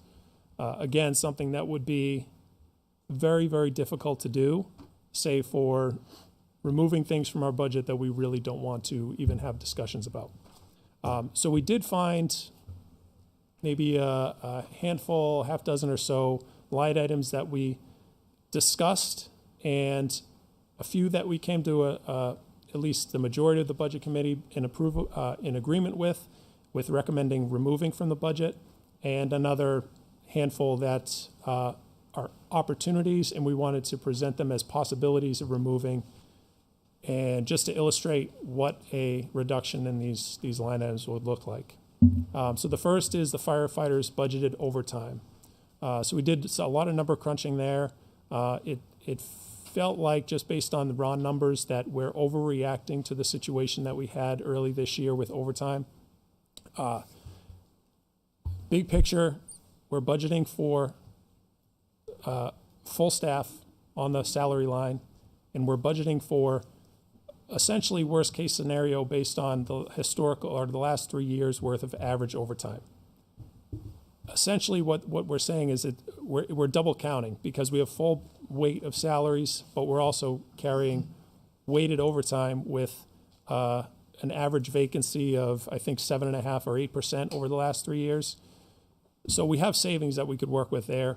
I don't want to get into all the numbers, but we recommended a $191,000 reduction in the overtime line budget, and with the correlating FICA and benefits, we're looking at $244,000 reduction from the budget. The other recommendation that the committee came to a consensus on was removing the warrant article for the children's librarian. Those were the two that we felt comfortable recommending as reductions, and then we have several that we discuss as potentials that we might want to have further discussion on. The first being removing the warrant article for the traffic officers. Just debate about how we're utilizing the staff now, how we're going to utilize the additional officers that we have budgeted that are currently vacant. We talked about reducing the police budget for overtime. A lot of discussion about how they've been using overtime and their staffing levels. Again, to your point about right-sizing other lines. So we certainly didn't come to a consensus there or even recommend that we're reducing that line item, but it was something we wanted to call attention to. It seems, again, like we're counting, double counting somewhat there as well, but I understand that we're working with not ideal numbers for historical purposes. The other items, the new expense line for public safety, the road safety equipment, the $150,000 addition to the budget this year. Again, a possibility of removing that. Again, no one on the budget committee necessarily recommends that, but just to call attention to it. $35,000 for Old Home Day. Reduce a community service grant from $50,000 to $25,000 as a potential opportunity, and it was asked that the library reduce the overall budget by $20,000.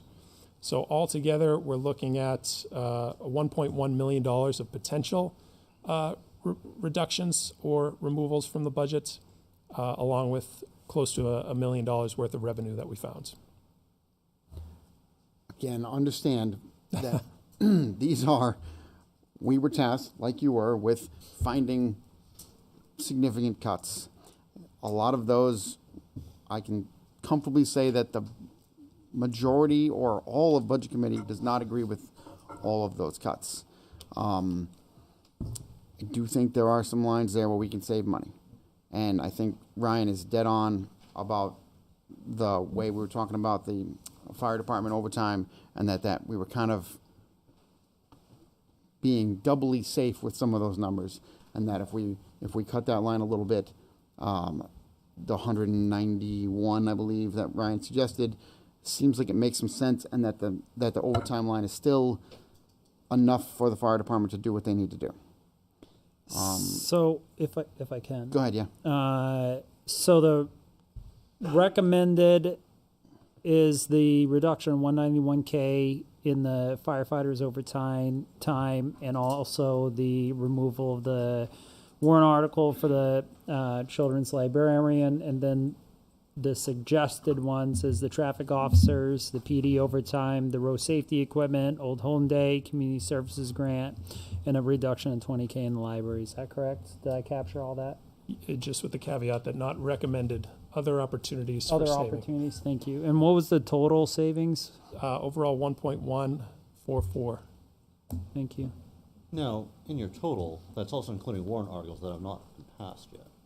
Correct. We looked at the overall assessed valuation tax rate, where we currently stood, and tried to back into where we wanted to be.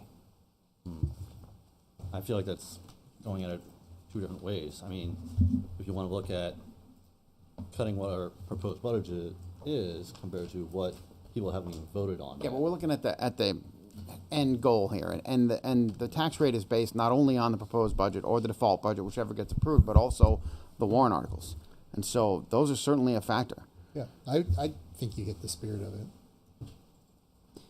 So, And you know, we threw some stuff out there that's a little harsh as opportunities, like cutting the community service grants from 50 to 25. You know, I think that costs us more money down the road, because those, and honestly, I was the one that brought that up, because we floated that a couple of years ago, cutting it from 50 to 25, and that idea got shot down then. And I also think it should be shot down again. But if you're really looking to save money, that's 25 grand. I also think fireworks are 25 grand. And if I was choosing between getting rid of the fireworks and getting rid of 25,000 that goes to these community service organizations, I'd get rid of the fireworks every day of the week and twice on Sunday.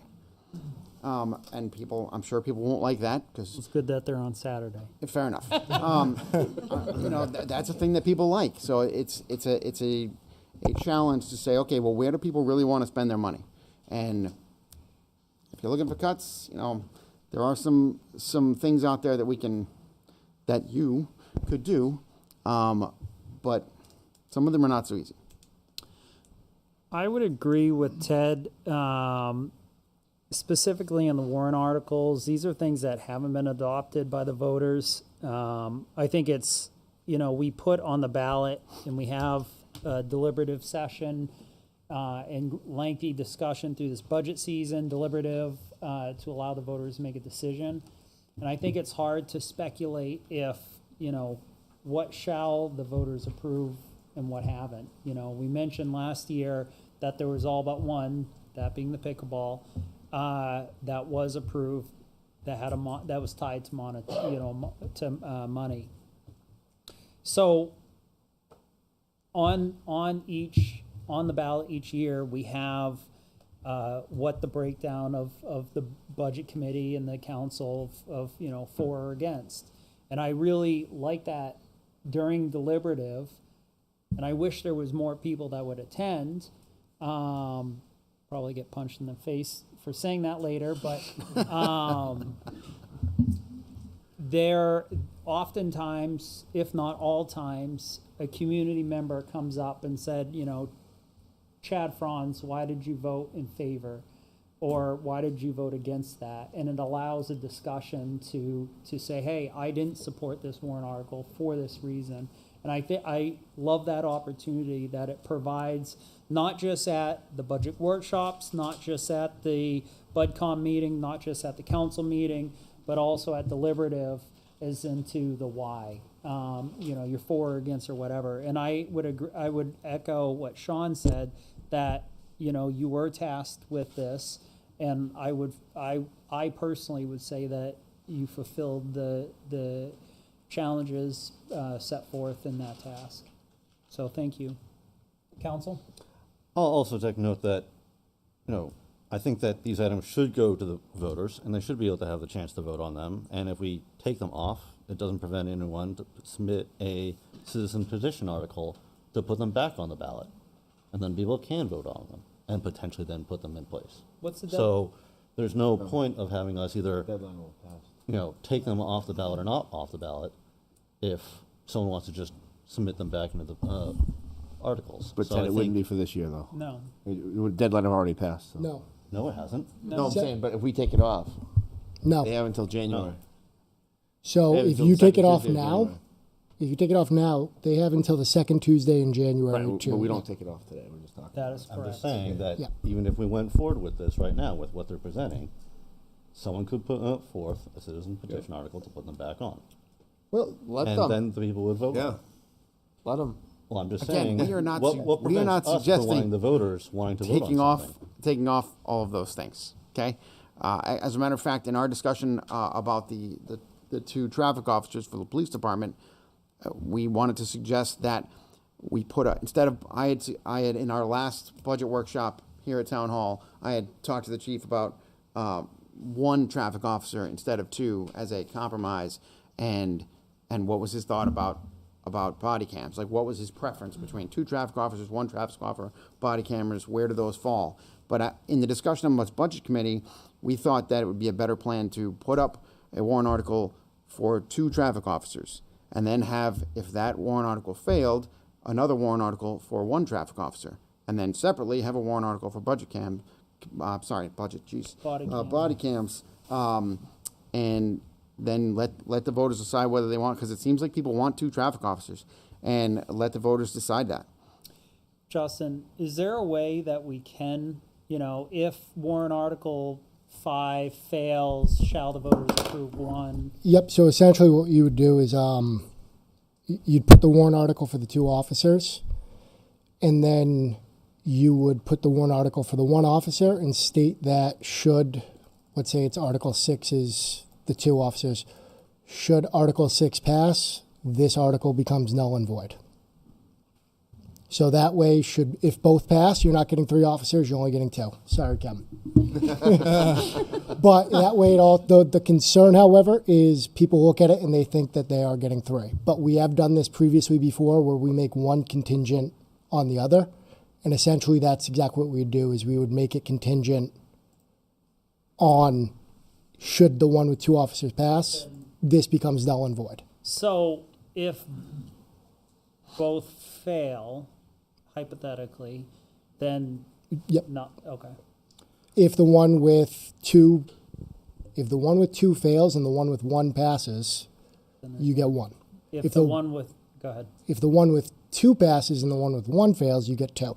If they both pass, you get 2. Okay. Yep. Justin, an item regarding the firefighter overtime that they had suggested of reducing, what is the potential probability of spending past that number that they're looking to go down to? So I want to first start by saying that when I gave you the number, I did it on 187, not 191.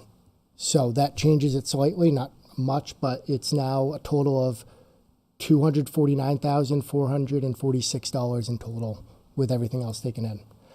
In terms of the fire department overtime budget, as I have done throughout this entire cycle, I defer to the fire department. Gentlemen? One thing, just on the sheet we gave you tonight, the traffic unit is for 1 officer. I know last week, I think before it was for multiple. This week it was changed. Thank you. Welcome. Hope everybody's doing well today. I am your acting fire chief, Fred Heinrich. And so the question was, what would a reduction in our proposed overtime budget, and I thought it was 186, then I heard 191. What is the? It was 191 in wages. Okay, with a perfect. total of 249. The numbers I initially discussed with you is 187. Right. So now we're at 191. So what 191 gets you is hopefully 12 firefighters a day. Hopefully. We proposed that is about $50,000 more than what we had suggested to go from 12 to 13. So today it might be 13, tomorrow it might be 12.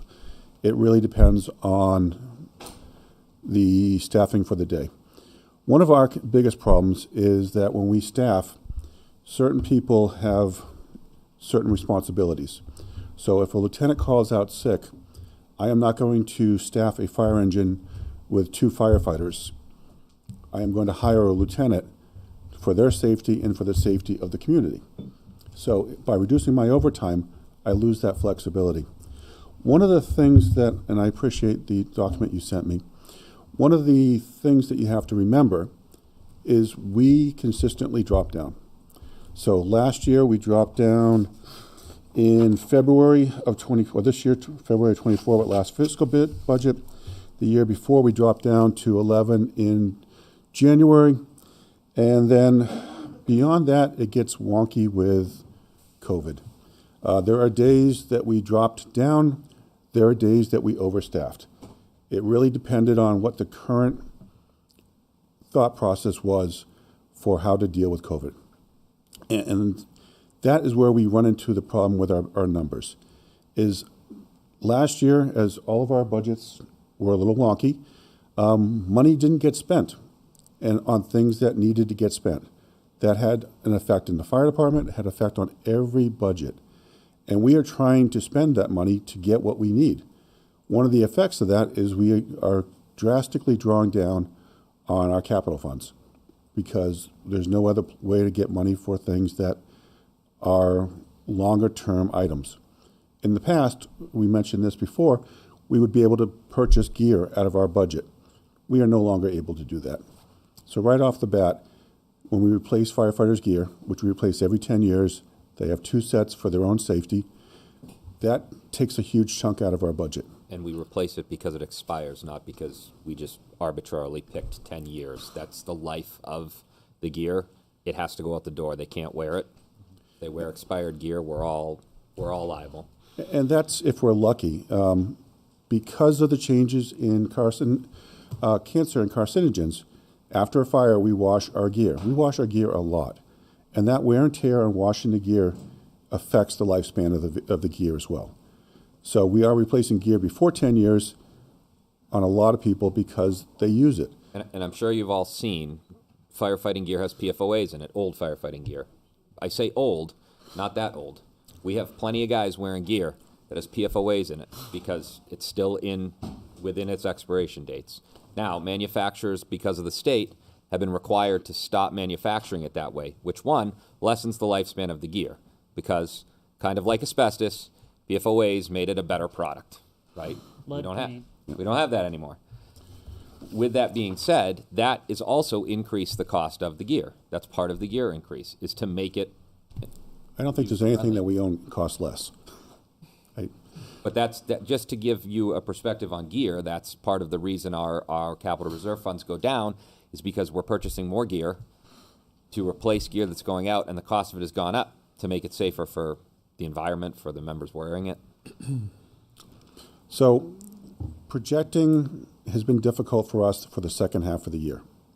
One of the things that we have done, and this is the first time in a long time, and I've been here a while, is we will be at full staff on January 6th. We will have no vacancies, and we will have some kind of stability for our people, which is important. The budget presented with what we estimate, and I don't lie to you, this is an estimate, but what I am telling you is that this is what we guess will be the best estimate. Last year, we had a budget, and as you can tell, we were a little bit over. And this year, I can tell you that we're going to be struggling to maintain 12 people. So the town council has worked with us. You guys have worked with us. But I think what the important two parts about this is the citizens believe that they got 13 firefighters this year. And as of today, we will have the first shift of 13 on Thursday? Yes. On Thursday, having physically 13 people on duty.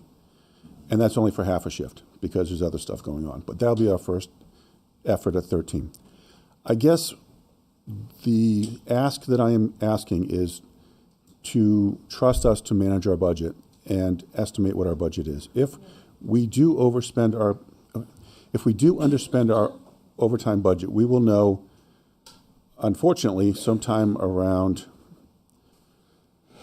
for the 26 budget, we'll know sometime around this time where we're tracking, but we won't even know.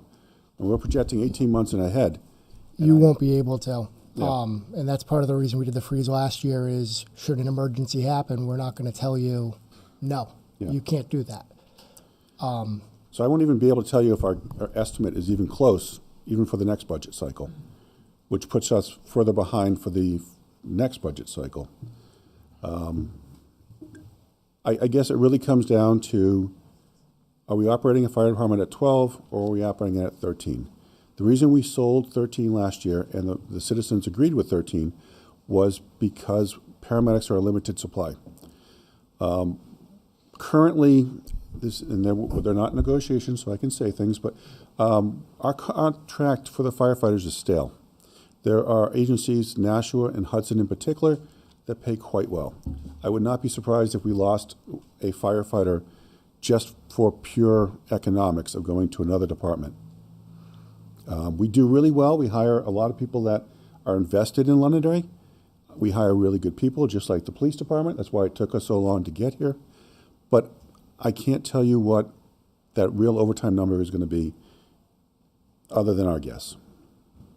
So it's either intentionally staff us at 12, we'll go with 12, we'll try to get 13, we'll up staff when we get closer to March, April, May, when we have a better idea, but we still won't have a good projection for the next year. So, Chief. Yeah. You guys probably didn't come here prepared for this question. How often are you guys, you may know this off the top of your head, split up in multiple directions and you need to be calling in more people? Well, let me say, at 8:30 this morning, we did a staffing recall because we had nobody available. I can give you the mutual aid numbers. The best thing about the mutual aid is our partners in mutual aid have been generous. We use mutual aid far more than we provide mutual aid. And as long as their budgets can withstand that, that will help us. But I don't blame them for saying, hey, this is painful to us as an organization as well. And their staffing is either equal to or less than ours, and they're providing as much as they can provide. So we have communities like, we had a incident the other day at Stonyfield. We had Merrimack in there. Merrimack staffing is equal to ours, so they dropped a piece to come to us. We had Bedford. Bedford staffing is lower than ours. We had we had Wyndham. Their staffing is dramatically lower than ours. We had Hudson, which is slightly lower than ours. We had Litchfield, which is a volunteer department, and they provided resources. So when we have an incident, our neighbors are helping us out, and we need to be available for our people, but for them as well. Now, say, for example, if an incident of large scale happened and we were all tied up everywhere, how much longer of a delay would that be because they can't get to a citizen in town who needs our help because we dropped down in finances and weren't able to pull in the right number of people to help? So it depends on the incident. If it's an incident like, let's say we have another ice storm and the entire region is affected, then that delay is going to be huge because all of our partners are equally burdened by that event. If it is an isolated event like we have, I-93 becomes a skating rink, You know, that's going to affect us, Derry, Wyndham, Manchester, Salem. So we can bring in some of our partners that are a little further out. But it takes time, and it really depends on weather conditions. It depends on time of day. It depends on how busy our partners are. So I wish I could give you an answer, but if you just Google the travel time from their station to our station, that's the bare minimum. Yeah, it depends on location, right? In the north part of Londonderry, we call on Bedford a lot. Well, for Bedford to get to Londonderry, just to get to the town line is a little bit of a run, right? Now add them up to Auburn Road, or even, you know, even to Rockingham Road, to Giovanni's, let's say. It's a little bit of a run for them to get there, but they're the next closest available resource. So throwing out here a hypothetical, if someone's having a heart attack in town, would mutual aid be able to get there in time? I don't know that we could get there in time. I don't want to tell you, I don't want to scare you and say they won't. I don't know. I want to be careful. How many times in the last 3 years have we not gotten there in time? So I'm just trying to look on historical heart attack, instead Sean? of hypothetical Oh. instead historical instead of hypothetical. Or there's fires. I mean, gotten there in fires at times. So I'm just trying to see how often does this actually happen. That's what I'm trying to get if at. you wanted us to pull the data, we could. I can tell you that with the utmost confidence, if somebody is having a heart attack or goes into cardiac arrest, the save percentage is a lot lower than the not save percentage. Yeah, that's And true. Anyway, in general. Those two, if we're talking a- about that specific medical incident, those two kind of. Several years ago, we also did put AEDs in all of our town vehicles in partnership with the fire department. So we have AEDs in 2 of the highway departments, the 2 supervisors, maybe 3 supervisors. We have them in 6 of the police officers, and as you heard, our staffing for the police department can drop down to 3 and 1, so that's all 4 of those should have AEDs in them. We have them in a lot of community settings. We have them in the soccer fields. We have them in the baseball fields. The school has them over on their fields. We have them at the town common all the time. Every building has one. 911 does a great job with telling people how to do CPR, which helps. But I don't want to hang my hat on something that really has a lot of factors involved. Yeah. Yeah. There's a lot of uncontrolled. I mean, I can. Yeah, that's a bad example to go down. We shouldn't have got stuck on that specific. Right, I was at West Road when that situation happened, watching my kid play soccer, and so I was there very quickly. And actually, our response time was slower because we were dealing with a chimney fire. But I was there, right? And I'm a trained professional, and so. But that's why I don't know if that's the best. Yeah. No, so the real reason I asked the question is because if someone watching at home, I think, oh, are we in danger right now? And, you know, over the last 3 years, I don't know if where you guys have not responded and taken care of this community. And I just don't want them to feel like, oh, they haven't. Sean, I will say this. I believe that question is in the eye of the beholder. And I say that because if you've never had 911 come to your house, you may look at it differently than somebody who has had something in their life happen that made them feel like something was terrible or destructive was going on. So that's where I say I think it's in the eye of the beholder. If we look at statistics and we look at numbers, our staffing is not where it should be for the size of the community that we are and the facilities and the amount of people we have. That's factual information. With that being said, we can't just throw money to adding 14 or 15 or 16 people. That's so I don't know if answering that question is the best because it's not proportional to what we should be staffed at and what we have, right? I think we have to look at what we can do with the best of what we have. And one thing I always appreciate about all of our first responders, PD, and our town staff is doing what they can the most with what they have. And, you know, we can create any hypothetical situation. You know, we had a discussion about a business coming in up in the north sector and losing 9 to 11 first responders. All hypothetical, you know, and to your point, if you're in a crisis and you're in need, there's never a fast enough response time. And I can only imagine for those that are going through those on a faster rate than others. And we often get told that it took us a certain amount of time to get to a call, right?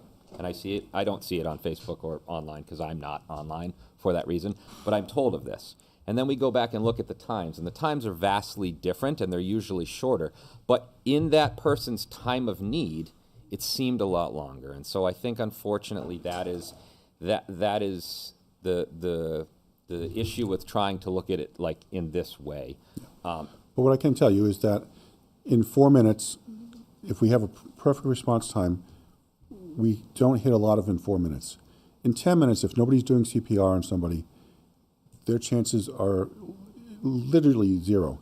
We give about 10% chance of survival decrease for every minute. So that I can tell you. We can find out what our response times are. I can also tell you that the reason we presented the 13 was because paramedics are less and less. We haven't hired a paramedic since David Bork, which was 2.5 years ago. Yes. Because nobody wants to work for what we pay. I mean, that's really what it is. So by freeing up a paramedic that can respond to any emergency, even if the other ambulances are busy or engine companies aren't busy, that gives us a force multiplier of a paramedic that can do something with an AED and a police officer that arrives with an AED. So the 13 that we presented and for the warrant article was a legitimate concern for our responses. And I don't think that was a bad choice in our behavior, because we need to be more dynamic when it comes to calls. Having just 2 paramedics on the 2 primary ambulances doesn't allow a third ambulance to have a paramedic if it needs to. That fly car or paramedic intercept allows a little more flexibility. And it also allows a third person to transport an ambulance without taking an engine company out of service, which is something that has happened quite often. So I guess what I'm saying is that people are what makes the fire department work. And the people that we have are really good, but they can only do so much, and they do give 110%. And they give 110% to the community. They do events for the community. They are involved in the community, and they are vested us, and they turn around quickly at hospitals.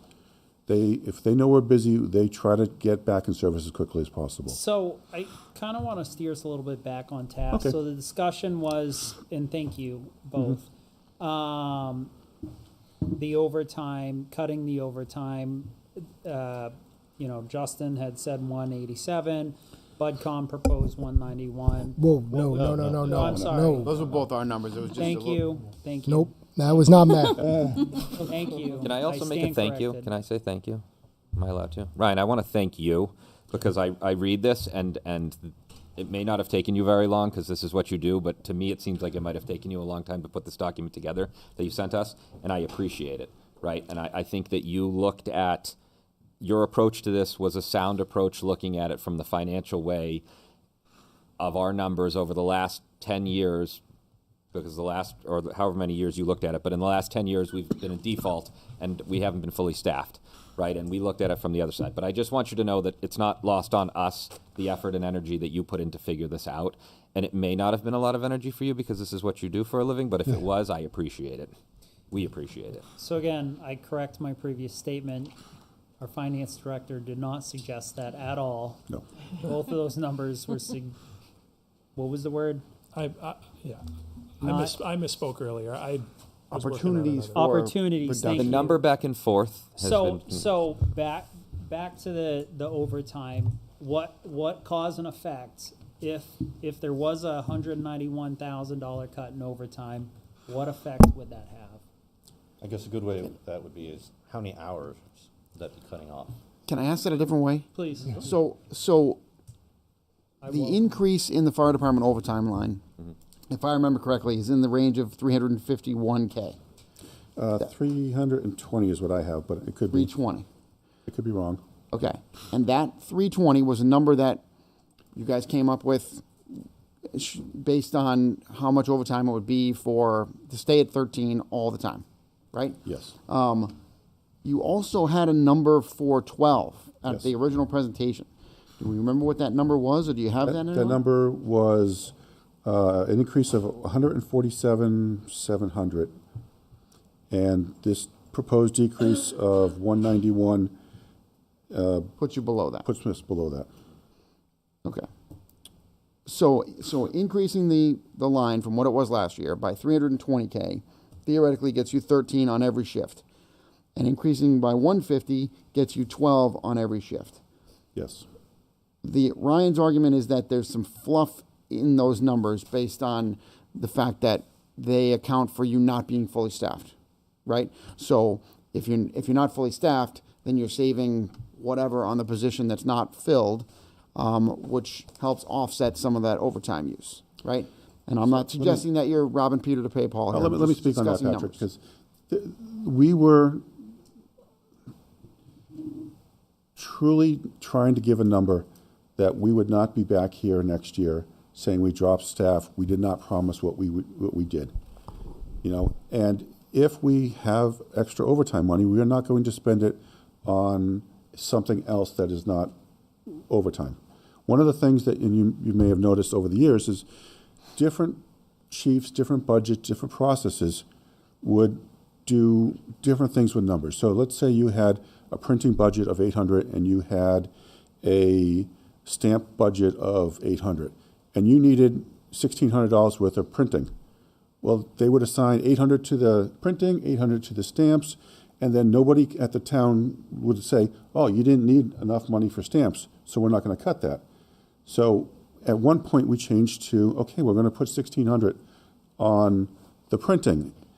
Unfortunately, we had to cut the 800 on the stamps, and then that looks like low fruit for when it comes to budget selection, saying, well, you didn't need the stamp money. Well, we didn't have the stamp money. So it's not that we didn't have the money, it's that we chose not to, and we have lines that are clearly overspent to represent what our actual expenses are. I mean, it would be easy for us just to give you a budget at the end of the year, we'd move stuff around and say, hey, look, every line is perfectly spent magically. And that's not our intent. Our intent to be as straightforward with you as possible. This budget may have extra overtime money. And I'm telling you that if we have extra overtime money, we are not going to spend it. I mean, there's a consequence for that, being that the taxpayers paid for that money, but they're going back into undesignated fund. But Justin was talking about our margin.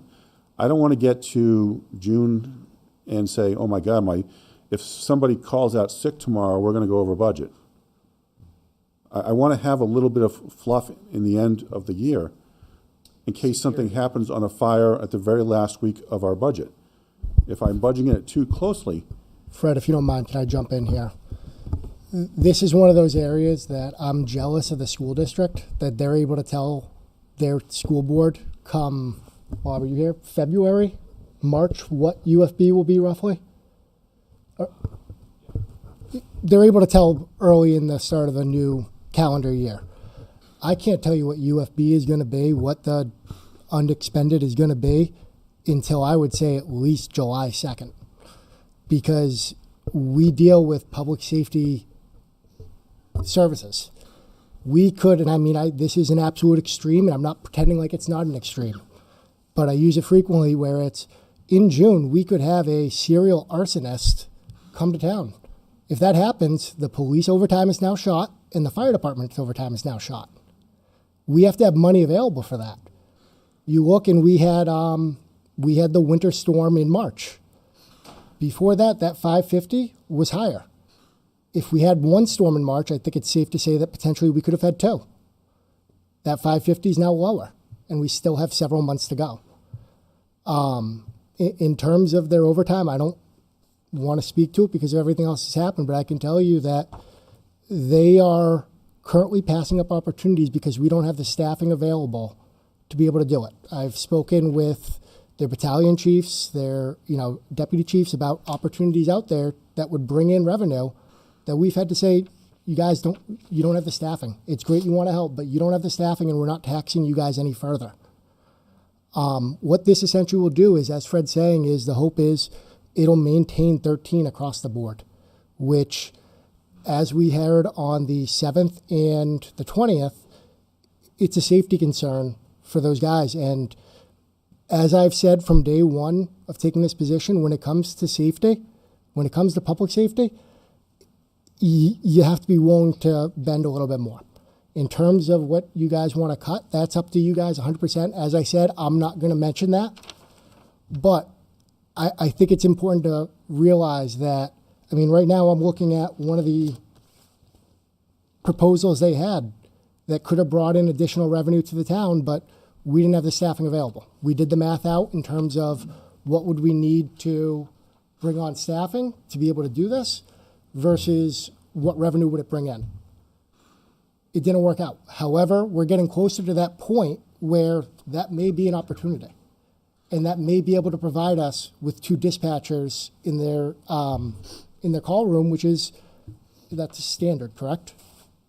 No, it's we have 2 dispatchers Monday through Friday from 9 to 5, and then overnight is 1, and on the weekends is 1. And so to give you perspective, they dispatch for 3 communities.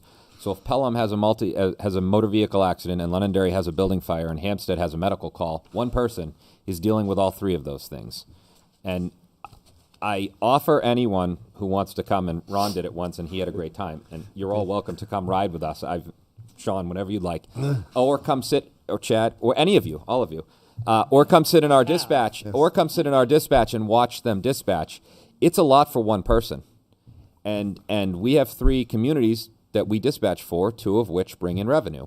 We've had other communities come to us, approach us, but what we were going to take in revenue, I'm not going to make one person now do more work by themselves. It's not worth it.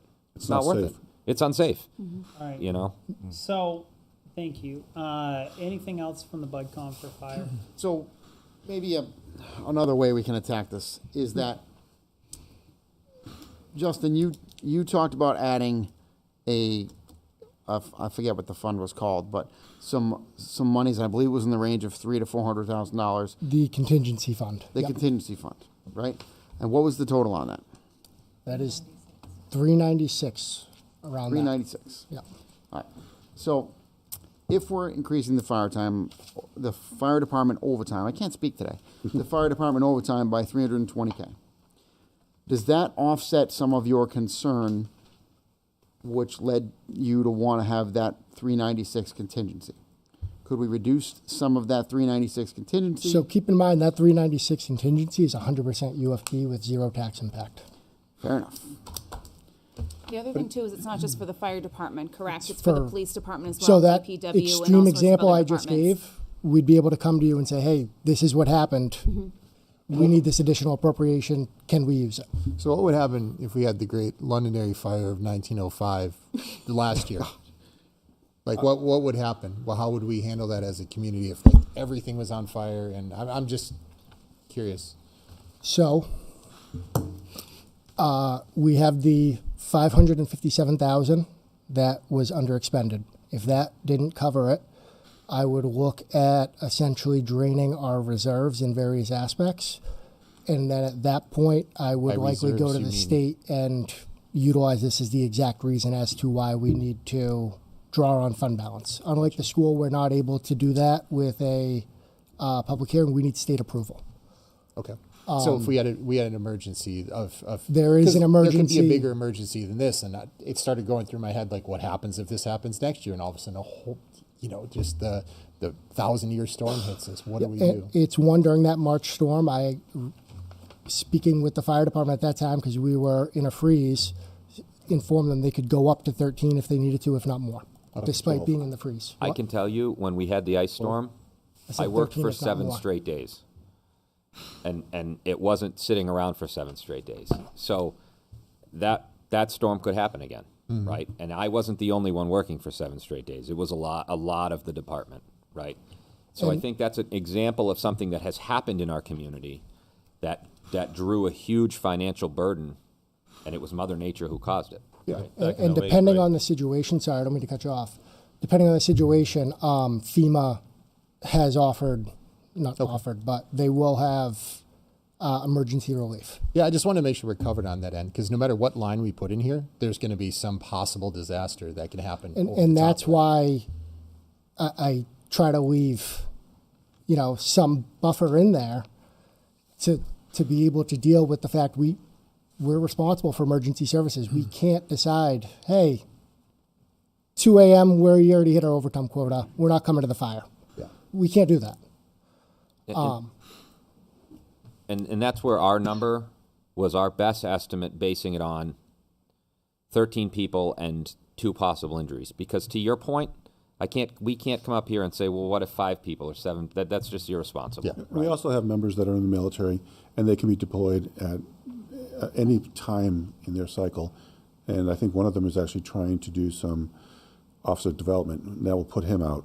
For 6 or 12 weeks. The benefit is that we don't have his salary, we have his salary available, but we're paying out 1.5 times that. So a lot of things we have little control over. So can I just add one thing? Mm-hmm.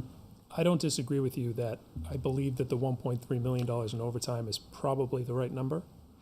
What I have a problem with is you average about 8 to 9% vacancy on the salary line historically. So if you assume that similar rate on salaries, you're going to have $268,000 of savings in salary in 2026. So as of January, we're going to be fully staffed.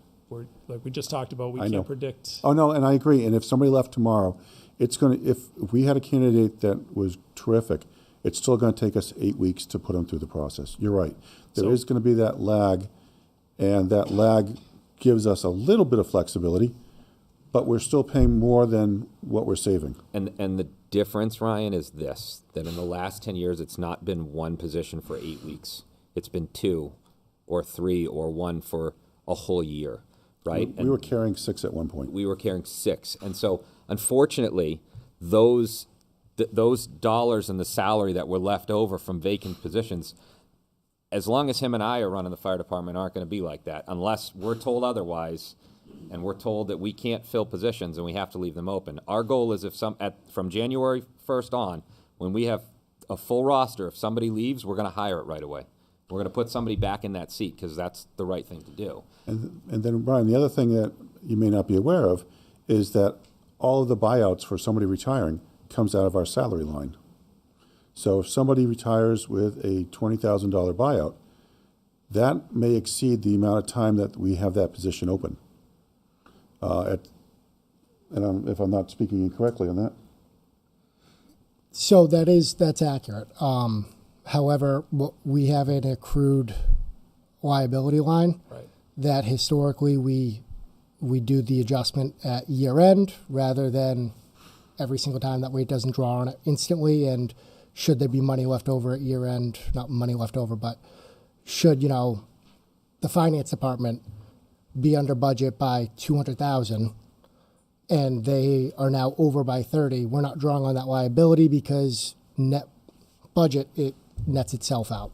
But we have to plan we're on that. changing that policy to likely 2 times a year, so it will be better reflected for some of the larger buyouts that have occurred. Okay. Any other comments or questions? I have just one. So it's really easy, I think, to follow the money on this too, right? So if we say the 300 and some odd thousand that you are estimating that you need for the overtime for the 13 people at all times, if there's money left over, that gets added to undesignated fund balance. Say you have 100,000 left over, for example. We now will have, hopefully as long as the warrant article passes, that overtime designated balance. Couldn't we just take, if that's funded from the the UFB, can't we say, let's say they have 100,000, let's say police has 50,000, so we know we have like 150,000 left from overtime that rolled into the UFB. Can't we then say, next budget season, this is how much overtime is left over. We're rolling this into the overtime emergency fund. The only concern with that is you're not going to know that until a year after. Exactly, yes. Yes. Also, it's not just an overtime fund. Okay. It's a contingency fund for everything. Okay. It also, there are stipulations on how much can remain in there. Okay. I don't know the exact number off the top of my head, and I had it in one of my PowerPoints, but it's a percentage less debt service and one other item, I believe. Okay. So yeah. It needs to be voted every year. Yes. So for this year, this is the amount. For next year, it will be a different amount. Correct, yes. Regardless of what was left. Right, in exactly. your overtime Yep. numbers. Yeah, that But yes. my brain was just going to, if this was sort of set aside for overtime, we didn't use it, can we add it back to overtime in the fund in the Yeah. following year? No, Yeah, you can't. okay. But it's a good idea, but Yeah, yeah, okay. it doesn't work that way. But Okay. if we did the contingency fund, it would be a different amount next year based on the calculation in the formula. Okay, great. Thank you. So I had one quick last question. So in public comment in the last budget committee meeting, someone brought this up, and I just wanted to hear from you guys what the difference is. So they said that if you had 10, 14 shifts instead of 24-hour shifts, it would equal a smaller increase in the overtime spend. And I don't... No, 10s and 14s are equivalent to 24-hour shifts. They're both a 42-hour work week. Okay. The only thing that would be different is if the firefighters worked more hours, and that's a contractual thing. Okay. Yeah, 10s and 14s would have to be contractually. Well, it's a wash, though. If they work 10s and 14s, and that used to be a very popular schedule at one time, and cities have changed for a number of reasons. We saw a number of them change during COVID because they wanted to have less changeover in personnel. You also see trends like maybe Thursday, Friday, Saturday night shifts seem to go on. People are sick on those days. We've never had 10s and 14s, but I've heard this from other fire departments. Or on beautiful days, people take more time because it costs them less because they're just taking the day or the night off. Our guys can take shifts off at whatever number they want. So if they're having a child care issue and they need 8 hours off, they don't take 24 hours off. Okay. If they have a doctor's appointment and they won't need 2 hours off, they can take 2 hours off because it saves us two ways. It saves us from them going, oh, now I have to burn a 24-hour shift, and they're being upfront with us why they need it off. Yeah, it's looking at it, I was just thinking of I'm not a firefighter, so from an amateur standpoint, I'm like, oh, well, that makes sense because safety-wise, someone on 24 hours versus someone not, but thank you for explaining that. That helps. And then some places go to 24 hours, this is not for Londonderry, but because of travel time for their employees, because their employees can't afford to live. Having said that, we have a number of employees that they have to live further away because the cost of living is difficult to live in this town for their salaries. But, and which is something that is unfortunate, but it's a reality. Yeah. All right, anything else for the fire department? All right, thank you. Gentlemen, thank you. Who's next? The conversation is to you guys. You asked us to come back with potential cuts or recommended or options for cuts. I feel like we've done that. Where are you at in this conversation? So I guess I'll bring one up.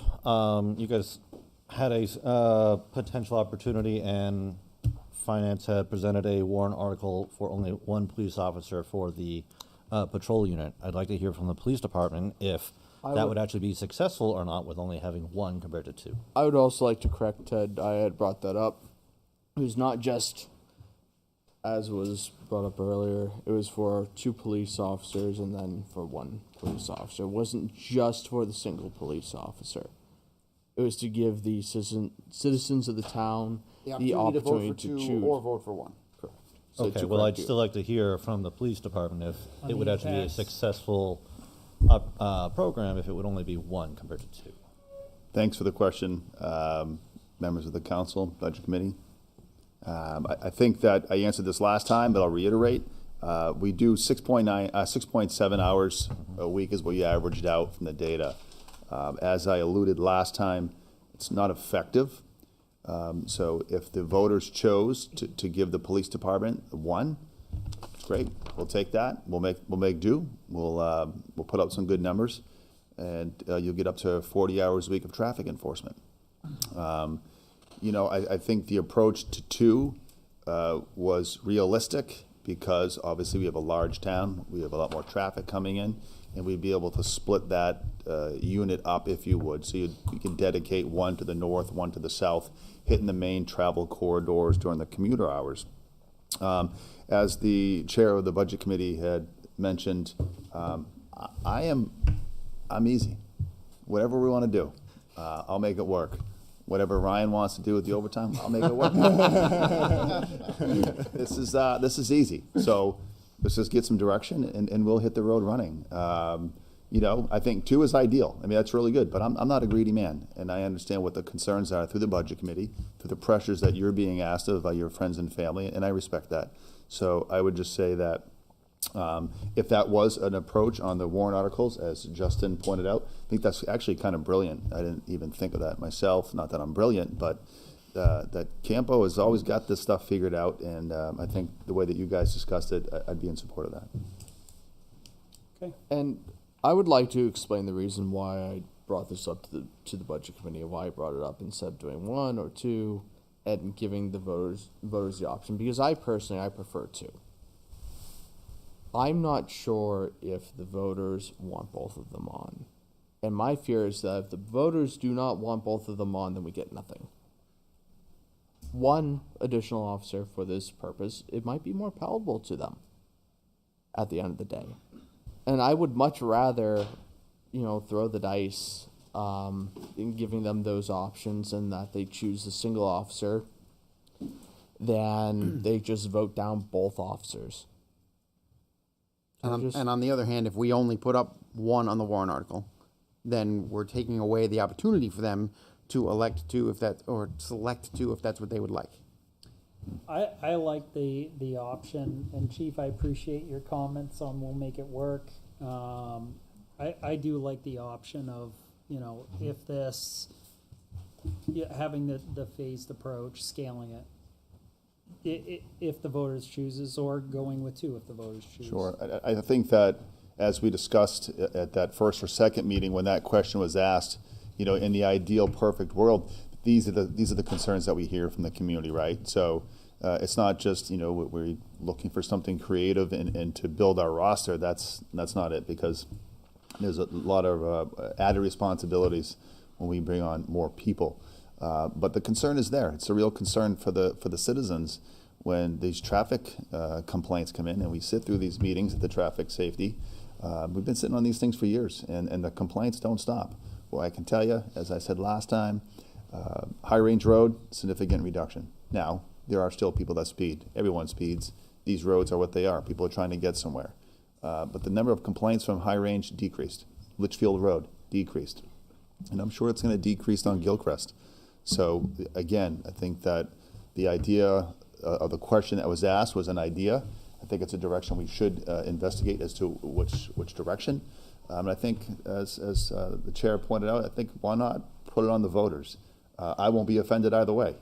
We will continue to handle business. We'll put our resources where we deem appropriate when staffing allows, and we'll make it work. I also want to support what you guys did with this, because I also support 2 officers, but I agree with doing both approach, because I agree with you. If the voters want 1, then tell us they want 1. At least they have the opportunity to try for 2. So I actually like the opportunity also of doing both, as Justin had said, to word the warrant article that way. So I support it.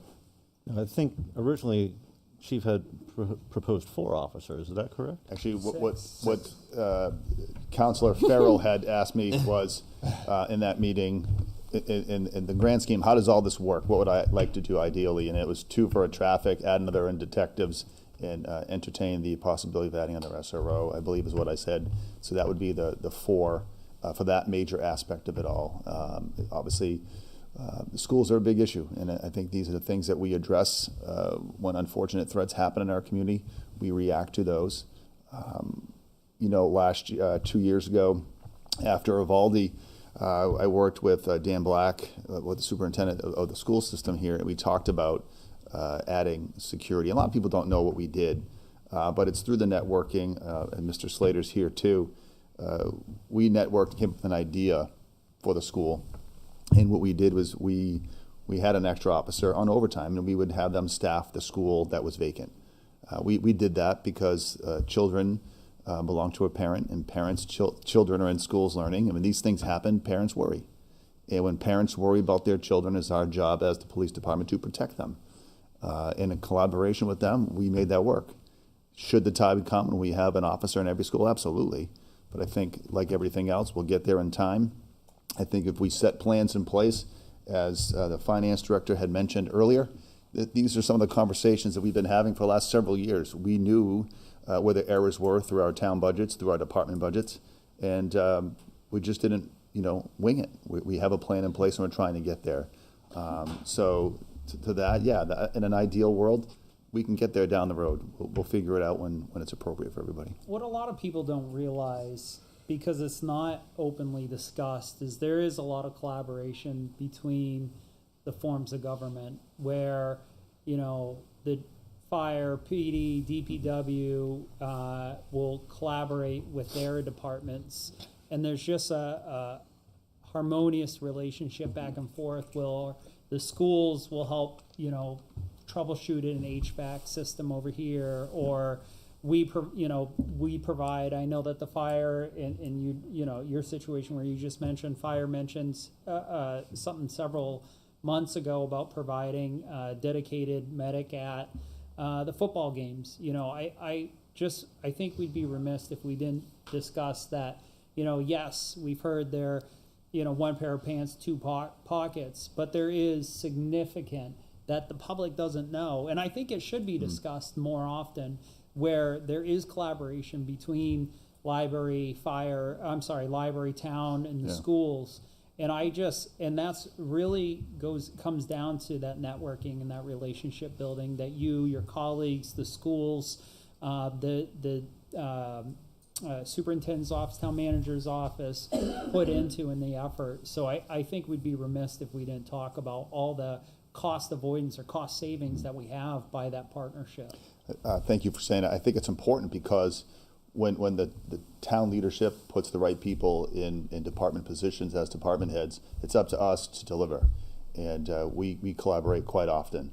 And I will say this, as the union president for the department heads, this is something that we do quite often. Budget season, not budget season, it's all in the same. And we take it very seriously because you guys entrust us with a very important role in our community, so it's up to us to deliver. So we'll continue to do that. Even during the budget freeze that we had, there was collaboration and partnership and working together.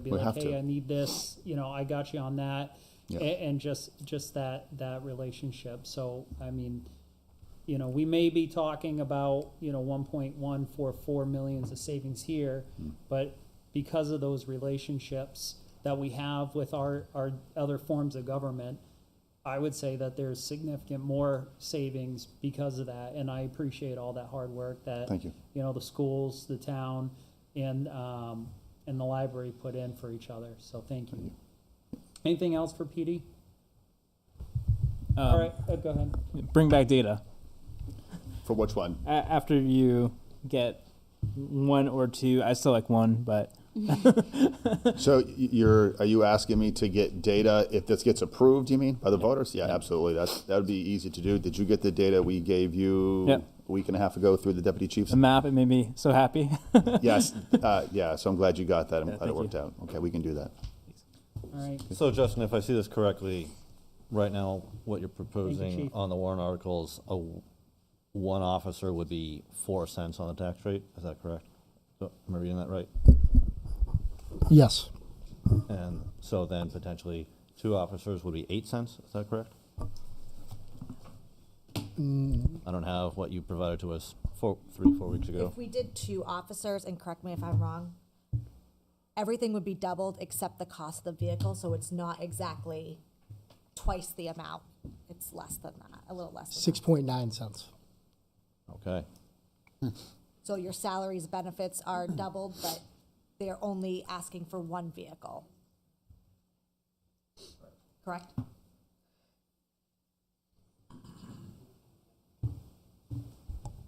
All right, so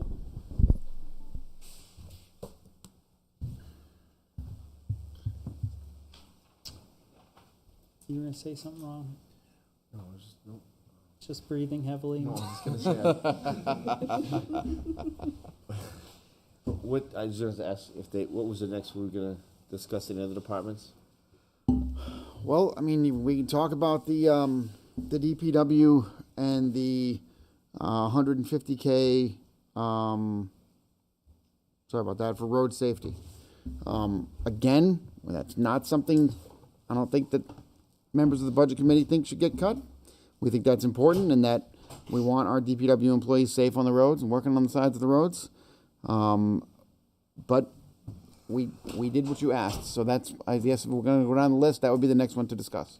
That's one of those where I see it could get split, where some of that, the safety equipment we could get, but the police detail included in that could also separate that out to get it smaller while still providing some of the actual safety. I would refer that question to Mr. Wally.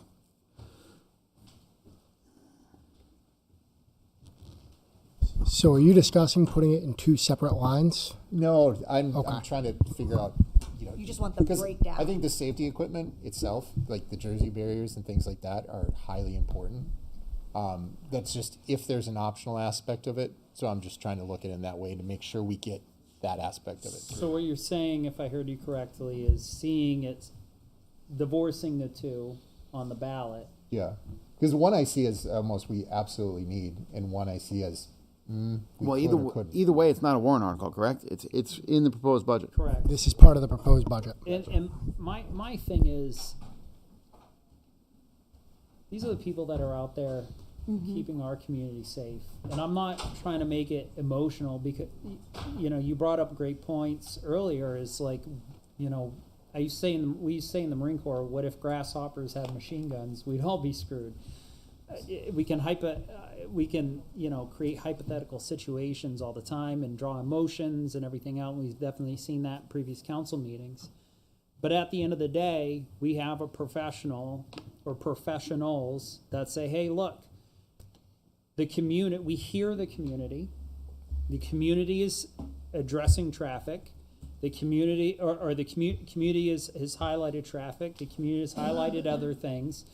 They've highlighted, a need for response time. They've highlighted a need for services. They've highlighted a need to keep our roads clear and everything else.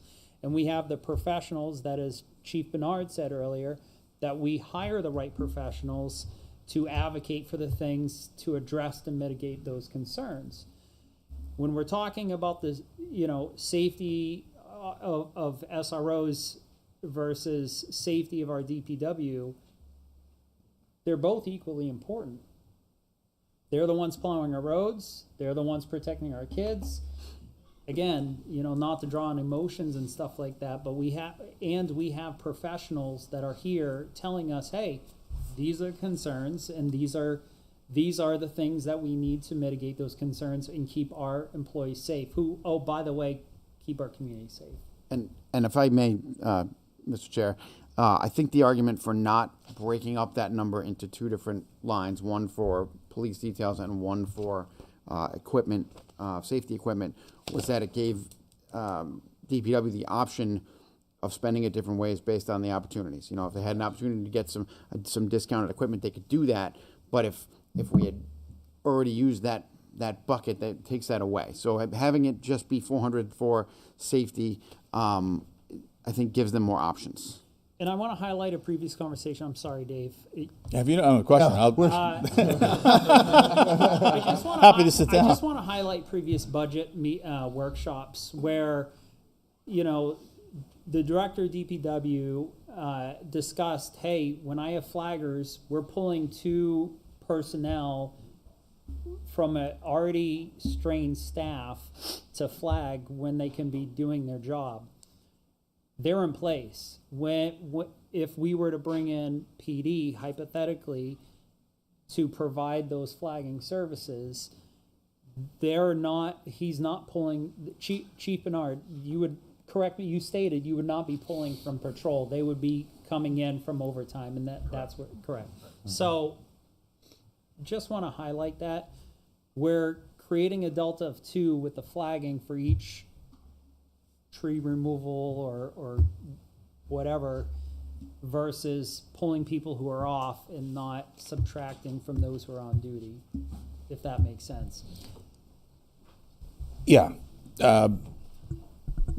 So just to explain how we arrived at that number a little bit in greater detail, and I think you're all kind of saying the same thing, but The 150 was derived from, in a perfect scenario where we're fully staffed, and when we looked at how many times we set up our work zones and we're doing the trafficking ourselves, traffic control, we arrived at 1,500 hours. We took that, multiplied it by the rate that the police department hires in police officers at, and it's $99 an hour roughly, and so therefore you're at 150,000. Now, that being said, I would hate to advocate for a line increase like that, or create a new line, and then it fall flat on its face, because for the last 2 years we've been struggling to get to full staff. We were down as many as 4. Sadly, we just lost another candidate, second one in as many months, to declining our offer because we don't pay enough. So obviously we're not going to have work zones set up as much and hit that 1,500 hour mark for flagging. What we also didn't want to do was to just pigeonhole ourselves into having it only be for one sole purpose of hiring traffic details.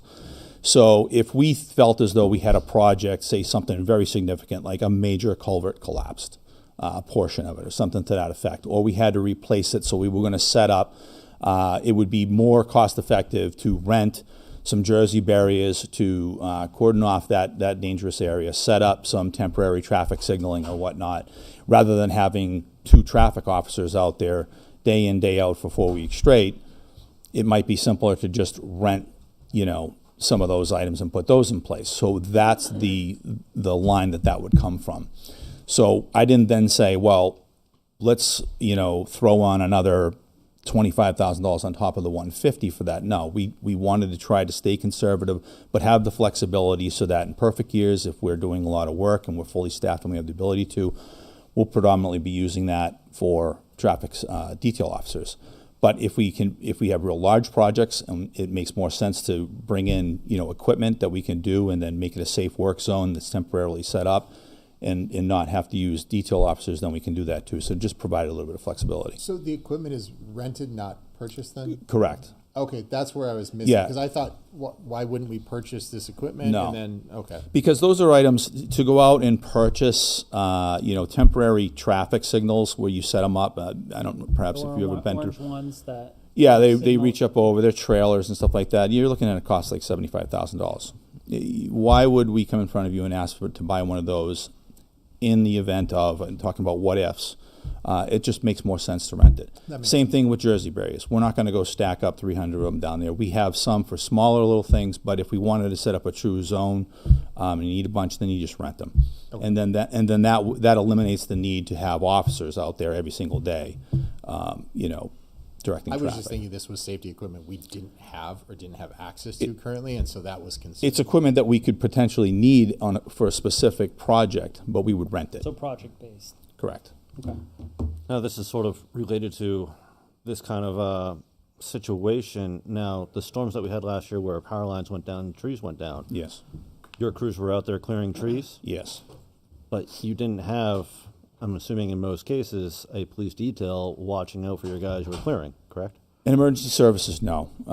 Virtually all 3 agencies are pretty well maxed at that point. So we'll do things like just block the road. I mean, the community at large knows we're in an emergency, and so You the do a really community's good job at posting that on Facebook. and all 3 departments do that. We cone things off. Sorry for the inconvenience, folks. Put up barricades and things of Right. that nature, and we just. But if need be, this line could potentially be used to that, if need be. Correct. I mean, if we have major thoroughfares closed down for days on end, like former people talking about during the ice storm, I remember it well, and there were times where we had to rent Jersey barriers, and hard, at least in the community that I was in, we closed the roads hard closure. Sorry for the inconvenience.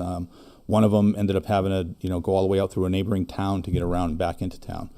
Those things can come up, and I just like to say we can all talk about our horror stories if we've been in this business long enough. We can come up with a lot of what ifs. We can come up with a lot of things that actually have happened and not what ifs. But where I'd like to counsel both the budget committee, and I know in the councilors, you guys have a tough job to do, that you're tasked with. But again, I heard the acting fire chief up here talking about hopefully, and I hear other counterparts and other department heads speaking about hope. We hope we hit the number right, and we hope we get this right.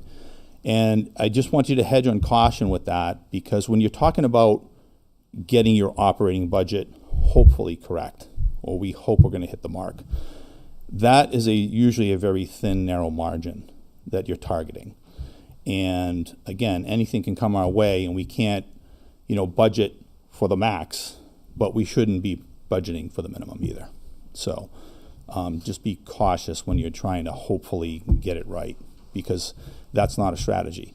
Hopefully we're paying people the right amount and they don't leave the fire department. It's good to hear that they're coming up on full staff. But in a meeting today, we talked about a neighboring community that is paying excessively more than Londonderry.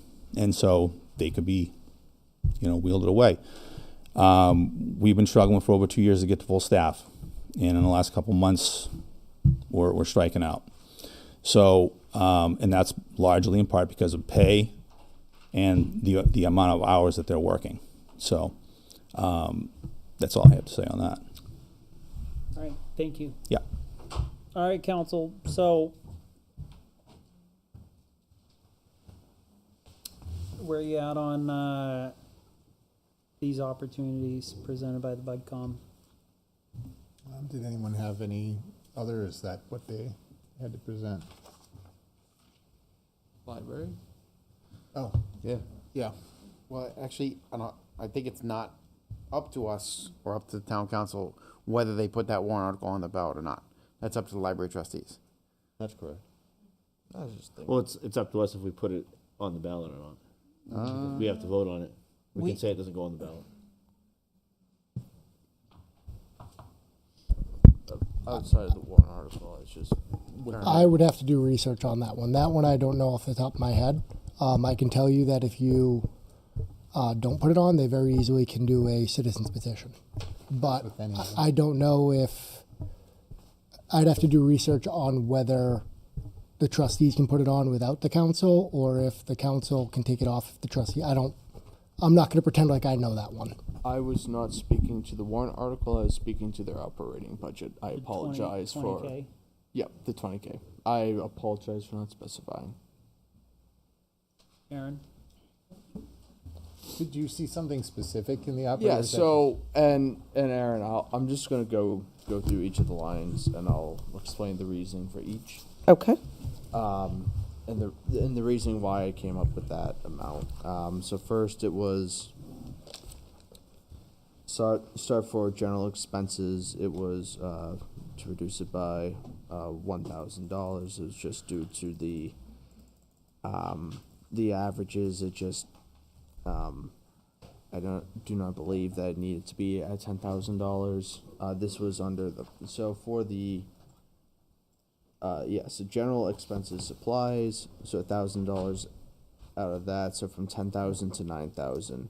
Okay. Next was the office supplies.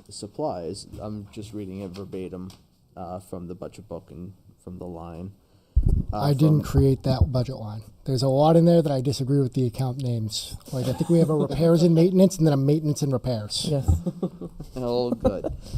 So from $12,000 down to $10,000, and again, just based off of previous years, not Okay. exceeding $10,000.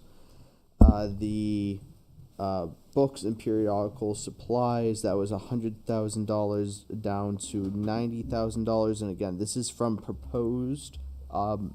proposed budget. These reductions were not made based off of the default budget. I did not specify that at the beginning, so that additional $10,000, and my reasoning for that was G-Milks will be fully in place, access to more periodicals, access to more supplies, the furniture and fixtures from $2,500 down to $1,000, so savings of $1,500 there. And we'll take our time. I'm sorry. I'm sorry. The furniture was down to what? Down to $1,000. 1,000. I'm sorry. Thank you. And that was all. Okay. So that was within the 20. Yeah, about $20,000. Yeah, a little over 20. Aaron, what would life at the library look like with those? Go ahead. So I have General expenses going to 9,000. Office supplies going to 10,000. Books and periodicals going to 90,000. And furniture and fixtures going to 1,000. Correct. Was there anything else? That was all. Okay, that's what I had. That gets you to 14,500. Oh, maybe I was missing something, so I guess it wasn't. Sorry. Oh, yep, okay, yep, there's my bad. Another page. So the MGMT services down to 19,000. Management services down to 19,000. This line, it hasn't exceeded this amount. The highest it's gone was in 2023, where it jumped up to 29,000, but in other years it ranged between 7,000 and 17,000. And then where's this? Printing services just down to 4,000. And then travel and mileage down to 0. That line there, I did have a question about now that you're here. The addition of this line and the reasoning for the travel and mileage services line. So there was a discussion at the trustees meeting that line was increased based on us attending more meetings related to GMILKs. We have board meetings and other subcommittee meetings related to that. But there was also a request from one of the trustees to try to explore homebound delivery service here in town for those patrons that cannot come to the library, and that would be used for that, which is something we have explored. I would like to explore more. I'm just looking at the legalities of what that would look like, but again, that would be a service that would be taking a staff member out of the library for a certain length of time, whatever that looks like, which would, again, is why we needed the increased staffing. So, and that was a request from one of the trustees to explore the option of homebound delivery. Okay. So that was the reason for that increase. Okay. Just a quick question, Justin, on the if they do this homebound service, doesn't that open the town up for liability? That was my concern. I mean, doesn't it open us to a lot of liability if we do that? It potentially could, depending on the answer is yes. If you're taking someone out of the library or out of anywhere, it's increasing liability no matter what it is. If the police officer's driving, the fire driving, it's a liability. How much is a different question, because that then depends on the other aspects of what they're doing, where they're delivering it to, as crazy as that sounds. By that I mean, are they putting it in their mailbox or are they bringing it to their door? Because from what I've been told, going up the steps increases your liability, so it increases. So all those factors will come into place, as well as what vehicle are they using? Are they using a town vehicle? Are they using a personal vehicle? The short answer is yes. The long answer is I can't tell you how much and if it's significant or not without going into more detail regarding it.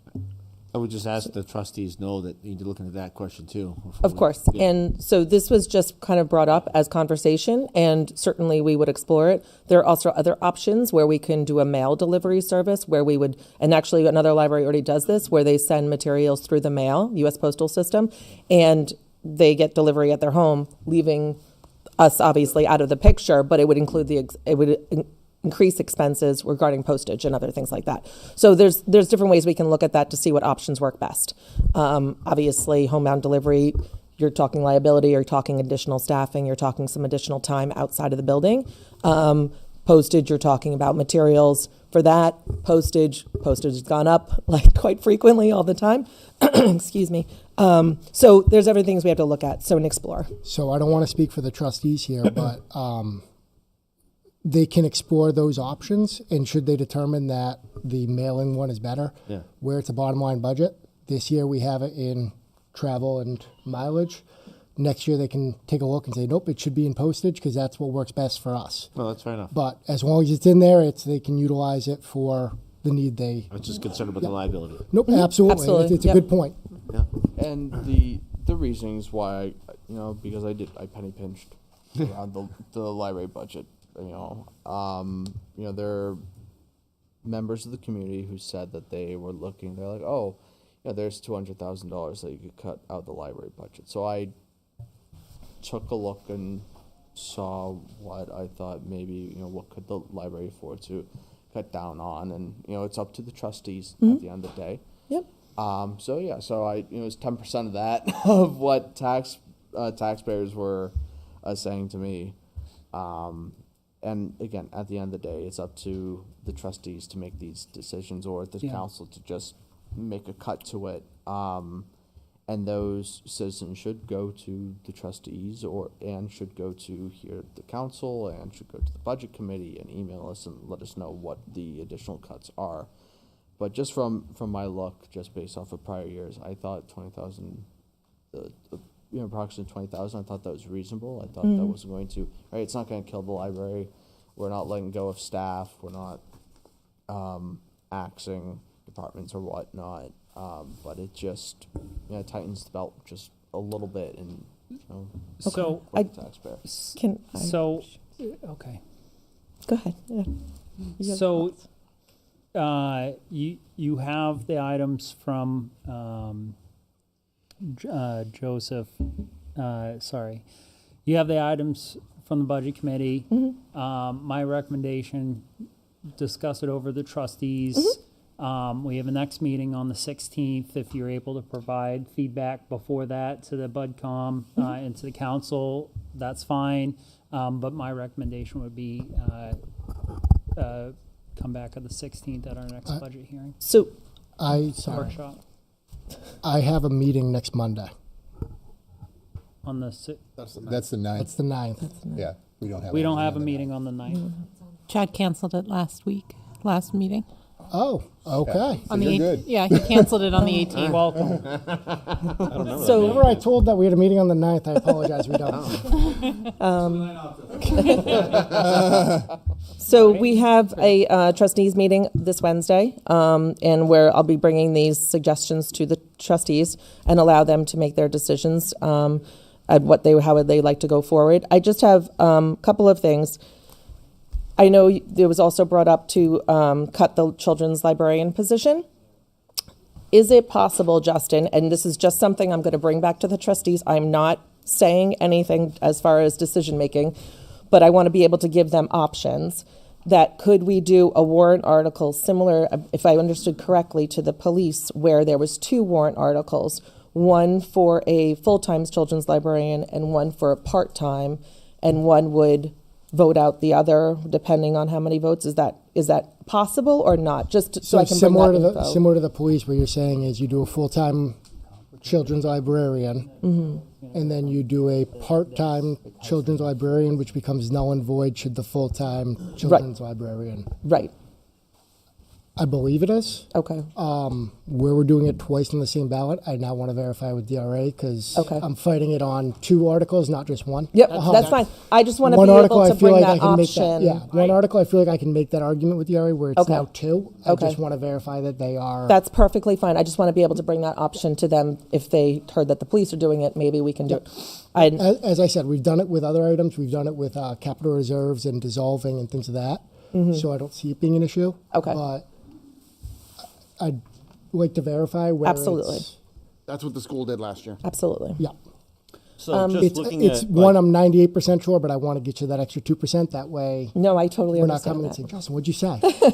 So just giving some perspective for people here and at home, value of my home is $624. This warrant article is a penny, is 1.9 cents per month, is 98 cents a month to have a full-time library person for the children's section.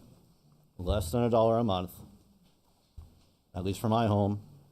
There could be other people, slightly different situation, but less than $1 a month to have a library full-time person. Top of everything else. Less than $1 a month? I mean, $1 a month? pennies All right, add up. all right, $1 a month. All Can I right, just- stop. It's Can- less than Come a on, candy bar. let's.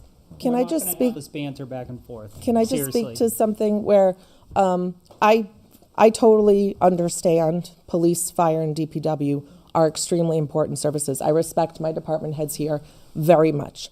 But I do believe that the library is also important. We provide a quality of life service that I believe our patrons feel is important to them. And our numbers, excuse me, I'm losing my voice. Our numbers have gone up from the year as far as attendance, to our programming, to the library, to the services that we offer. And I have heard things where we want to shut the library down completely to help save the fire department. That's concerning. Well, I have. And that's concerning. And so I just want to make sure that we all understand that what we provide over there is important to a lot of our community members. And it's their lifeline in a way, just as much as police and fire are to some people. And I think that needs to be considered, that we do offer a service that's important. And when I come to the trustees and I present my recommendations and my, whatever that looks like to them as far as to continue those services, it is a minimal ask. It is not an ask of overabundance or anything of that nature.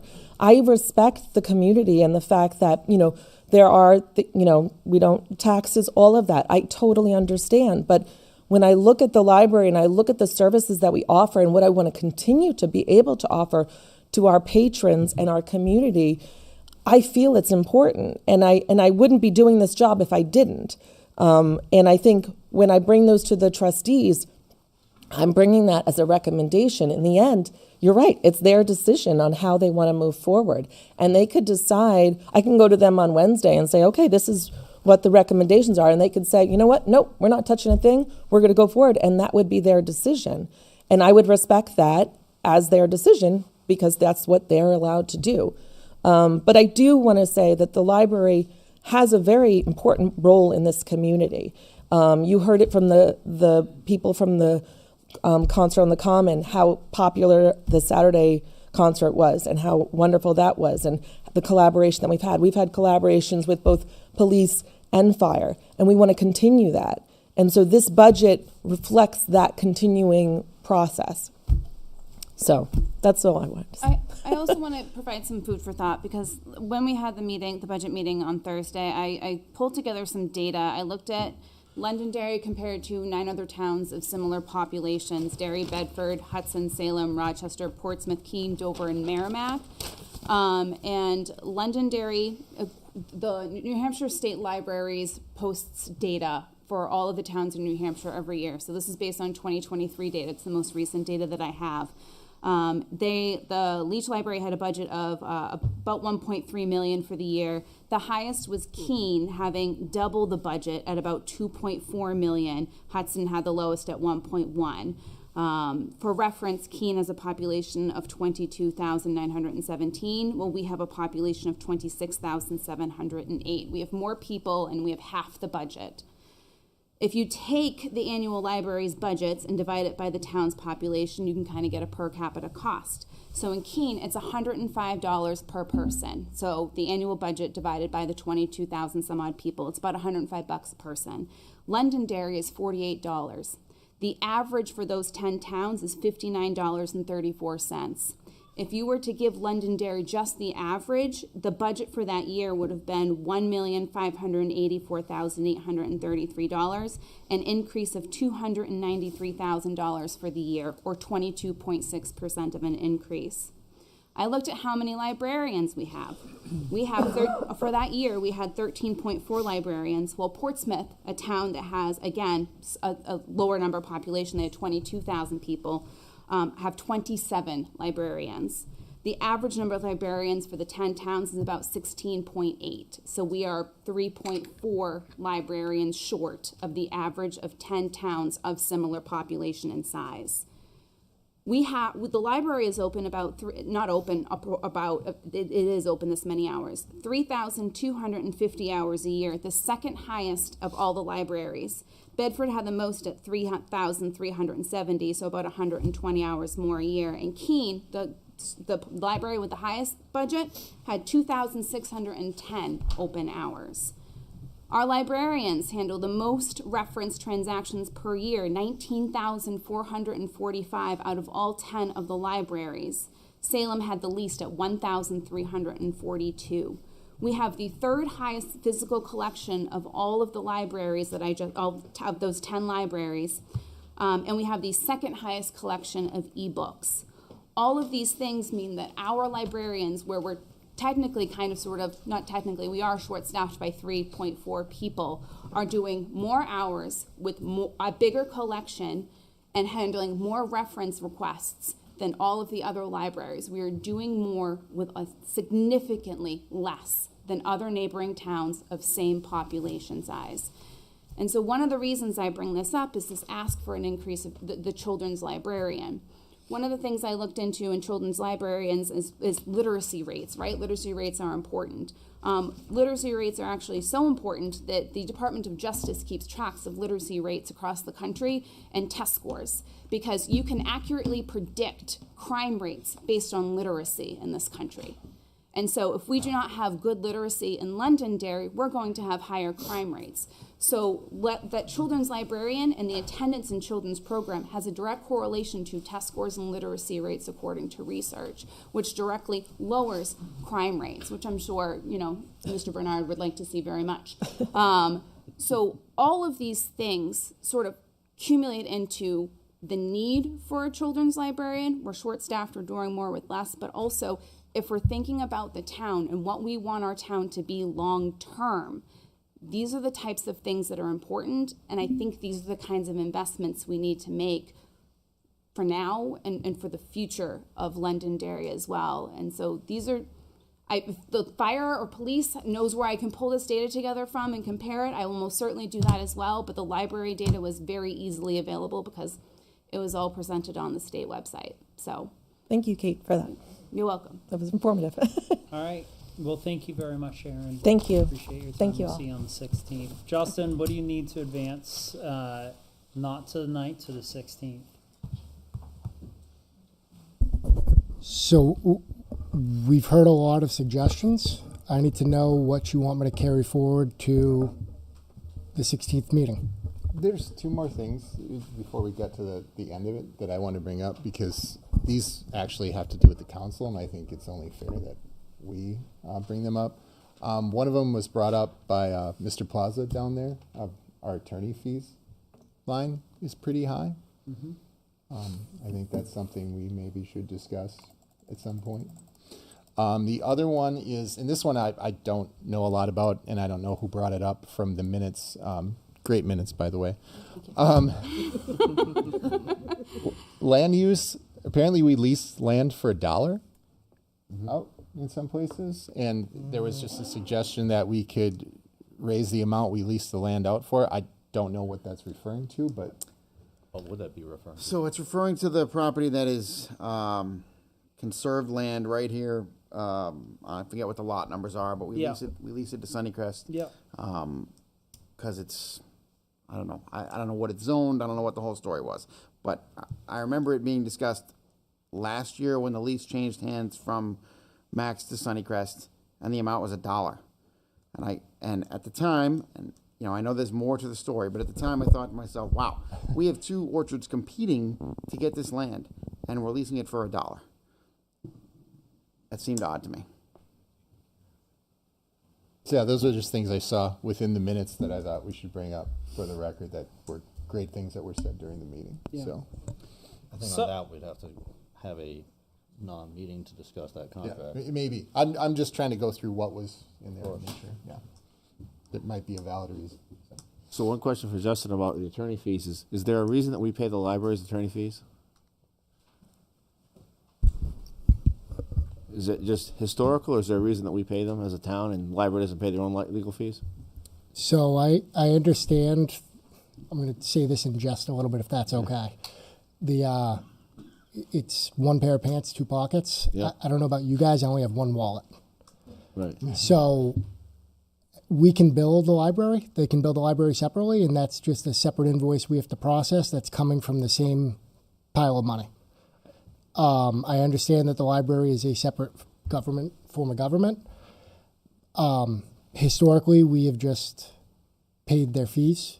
I think if it's been in excess or contentious with the town, the trustees likely have paid it themselves. However, that predates me, that probably puts me back in high school, middle school when that was happening. I'm only asking the question because the school, we don't pay their legal fees in its one pocket, right? We pay their bills. But we send them. I'm just curious why we don't have Come them the do it. first of the month, they get a Yeah. nice little ACA Right. trust or a significant amount. We so the library does have the ability, and the council has the ability to, July 1st and January 1st, write the library a check and say, have a great day. We don't do that. We have I like to think, a very cooperative relationship, Aaron. Oh, yeah. So essentially that's that. I'm not that's implying the it's reason- not cooperative. I'm No, just no. saying that to do it fairly, to Sean's point, we should have a budget in the library for legal and our budget as a town, just to show the differences. Go ahead, Sarah. One thing is no one has separate legal expenses. So if you look at the police department or Right. fire, they don't have a legal line. It all comes through this legal line. Right, but they're under the town, right? We have three forms of government, right? We have the school, Right. we have the town, and the library. So that's a different form of government. Yeah, but we don't fund the schools. We give them what their tax rate is. No, we fund. Right, you're right. So the library's budget stays, in terms of actual funding, stays with the town. The school, it gets sent over to them. Okay. In terms of doing that, you could recommend that. You could request the trustees. The only difference would be that the lawyers would send them a bill, they would sign off on it and send it to us to process. Where right now it just gets sent to us to process. Whatever the council and the trustees desire, that's. I'm just asking a question as No, to why. yeah, it was done that absolutely. way, so. And I think it came up at one of the trustees' meetings regarding this as well. I don't have a good answer for why. I hate saying that's how it's always been. That's how it's been since I've been here, and to me, it not that it makes sense, but it's not a big enough issue to address. We're not, paying the library's legal fees to sue us. Then it would be a different story. But that's kind of how I've looked at it. Like I said, if you guys want to change that process, we can look into that. So, council, do you want to adopt these recommendations? 1.144 million of opportunities proposed by the. So, not to interrupt, but just along that line of thought, when it comes to plowing, salting, and sanding, we take care of it. We don't send them a bill. When we cut the grass, we fertilize, we do things like that. If there's a tree down the parking lot, we don't send them a bill. So if you're going to start segmenting out one specific item, then you better look at it in totality. So all the services that the town works with the library with to see what's the most effective way to do it, then you just better be careful for what you wish for. That's all. I offer that. Thanks. Yeah. Great points. Good. No, I'm just saying it does bring up a good point because, those are extras that we're paying as a town for a library. That's just saying, I think the budget should be separated. Like, they should know how much they pay to have the plow and how much, but saying if we're gonna have a true budget, three forms of government, we should know exactly what each thing's cost. I think it would be really hard to separate a plowing contract for the library that's right next door to us that shares the parking lot. People do it. So, for what it's worth, I've always looked at the library as a large department of the town. They share the same tax ID as us. Well, the RSAs state they are a separate form of government. In talking with our auditors, they question that theory, I guess is the best way to put it. Okay. And when it comes to plowing, the town owns the building. That's the other aspect. And it's one where it seems like a great idea in theory, but essentially it's one where we're now tasking additional administrative tasks to end up at the same point. Cost versus benefits. And especially where it doesn't change the tax bill, if that makes sense. It just shifts it to where it is. So instead of general government, it's now in the library. It actually, if you look at it that way, it takes it out of the town's hands. So the library trustees now have control over it instead of you guys. I understand what you're saying with kind of show the full picture, show the real picture, but it's one where now, you know, Dave Plowing is sending a bill to the library and to the town. The library processes the bill, sends it to the town to pay. The town processes the bill, sends it to pay. So essentially, we're duplicating the work for minimal gain, and we're actually losing some of the appropriation that we have control over. Like I said, I've worked very well with the library. If they wanted to during that budget freeze, they could have said no, based on what the RSAs are with the trustees, but they assisted us and said, no, we'll help out.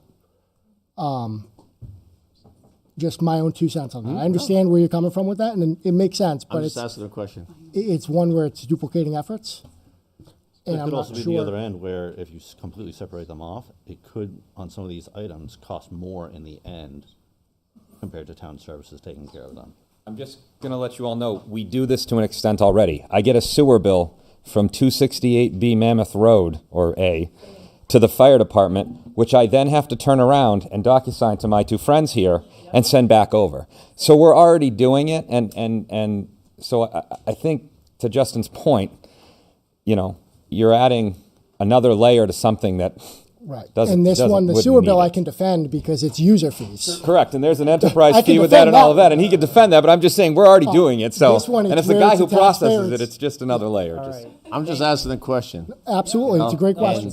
You know, it could even go as far as to say, why do we have a third form of government then? Why is the library not under the town? Let's go that far and ask that question. Why is library separate if we're paying? Maybe half a the state legislator should put an RSA. I'm just saying.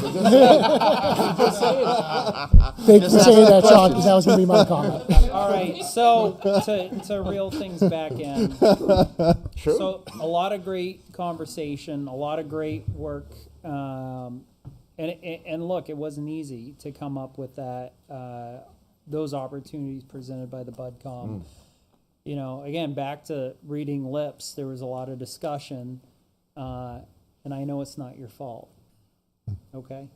But there was a lot of discussion revolving like, hey, what are opportunities? What are ways? You know, you came up with some great conversation points. I think what I believe I heard Justin say is, all right, you know, council, what do you want? What do you want the going forward? I'll speak up. I think we should adopt what you guys presented for the police. I think we should do 2 and then put the second one on there. I think that's an excellent suggestion. I think we should adopt that. Let the town decide if they want to. I mean, people are telling me they want to, but maybe they'll go for 1. I think we should do that. I'm in full support of that. I agree with that. Again, the other stuff for me personally, 1 of 5, tonight 4. You know, looking at the benefits of the community services grant, looking at the benefits from Old Home Day, DPW safety, library. To me, these are things that are definitely the benefits outweigh the costs. And I want to echo what I stated earlier is, you know, going through not just this budget season, but being on the BudCom and such, to me, it's very clear the department heads and the town employees and the library and and the schools do more with what they have, and going back to that collaboration between the departments and all 3 forms of government and everything else. Thank you again. I truly mean that.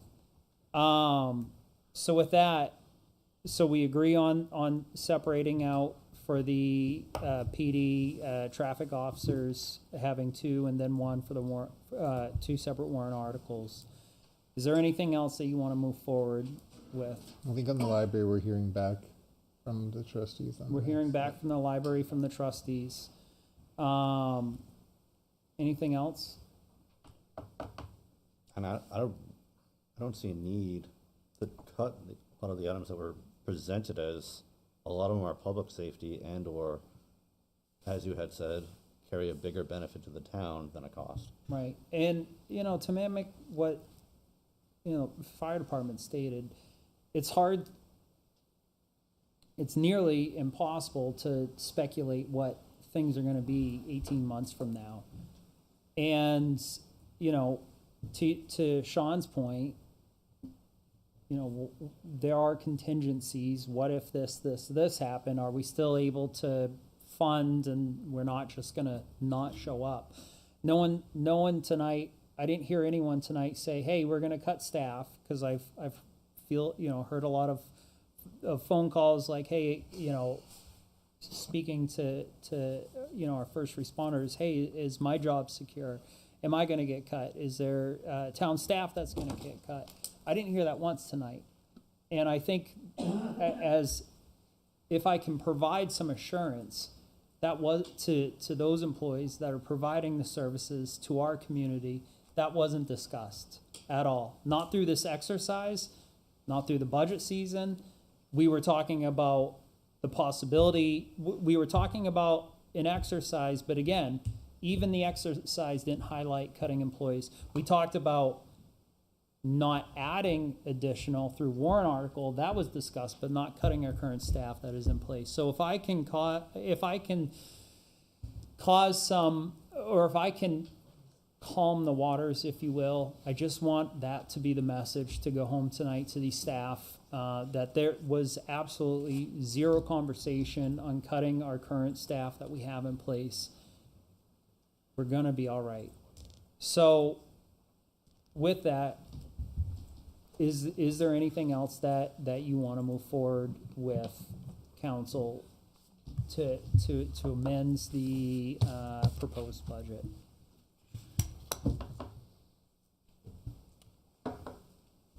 All right. Not this time. Seeing none, so the only thing is separating out that warrant article for the PD. Do you have what you need for the 16th? All right, I'd like to, one thing before, did you get the right answers you wanted on the overtime conversation? I still. Because that's the only one I see was an open question. Like some of the other stuff, like Old Home Day and stuff like that, I agree with you. That's just that was the only one where I saw there was still something opportunities open. Or just open questions. What specifically, let me ask you this, what specifically were your questions that weren't fully addressed that we can give to the PD and the fire department that they can come back with on the 16th?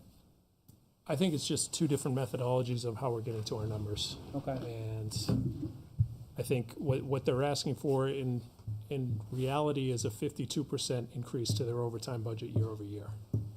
I agree that's I believe that's too aggressive, and maybe the overtime number is correct, but I think there's going to be offsetting savings somewhere to the tune of $200,000 or so. Okay. So I believe we're overfunding those combined lines, but I understand where they're coming from, and I think we'll see how it plays out. Is it okay, all right. Thank you. Seeing that, is there anything else, any final thoughts from anybody? Final thought? Yeah, I guess, like, so if the council is not going to move forward with Ryan's recommendation, and like I'm with you, Ryan, on thinking that, you know, overtime needs to get adjusted a little bit with fire. If you're not going to cut proposed, then I definitely feel uncomfortable with a contingency fund, that amount. Okay, thank you. Anything else? So let me ask Justin a question based on that. So Justin, based on what the budget committee is saying, if we move forward with the 396, the contingency fund, would we be able to take some money out of the OT amount to offset some of their concerns? So I first want to bring up is that the contingency fund is not just for overtime. Correct. Right, but I'm asking I a think what question led, that's Justin, if you don't mind me asking, I think what led you to request that is some of the problems that we've had with overtime funds or lack thereof. So I'll say I'm more uncomfortable with the contingency fund than I am the overtime line. Well, the contingency fund has the advantage of that it's not an increase on the tax rate, and that money, whether it's sitting in UFB or whether it's sitting in the contingency fund, makes similar or the same interest either way. Is the contingency fund a warrant article? Yes. That's UFB is assigned to you. In terms of, you can, that's the maximum amount that you can put in the contingency fund. You guys can put that at $10 if you wanted to. I wouldn't recommend that, but you're able to. So, but there's no negative for putting the money in the contingency fund because it's going to make the same interest that it would in UFB. Or it will be we can treated put it towards the budget. Can we let Justin answer? Sorry. It will be treated as though it didn't, in terms of the interest earning ability, it'll be treated as though it wasn't in a contingency fund. There will be no difference in that aspect. The essential difference is come year end, you asked, what happens if we have these giant things happen? We have that to draw on. We can go to the council and request to draw on that. And the only way that it can be touched is with approval from the council. And also, to your point, that you could put it towards the budget, this contingency fund is coming from your undesignated fund balance, so it's not increasing your tax rate.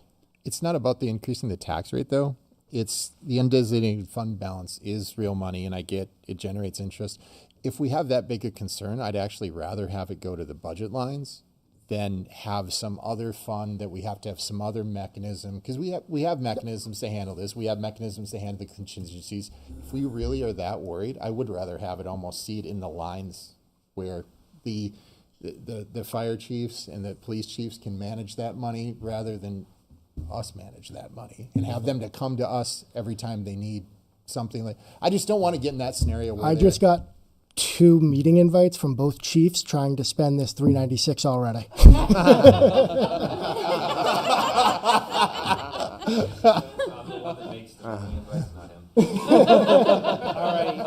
But I fully understand what you're saying. This was a move to prevent what's happened the past 2 years. And it puts it in the council's hands, and it allows us the additional appropriation without having to go to the state and without drawing on the taxpayers and the tax bill, I guess is a better way to put it. If you want to decrease it, we can. If you want to remove it, we can. It was an idea to put out there to kind of show what the arsenal fully is, I guess is the best way to put it. And let's discuss that this also creates another opportunity for our professionals, our firefighters, our first responders, PD, DPW, and those departments to partner with the finance department to receive input from the council. And it's about collaboration and putting minds together to be better. And also to provide, yes, security in those what if events.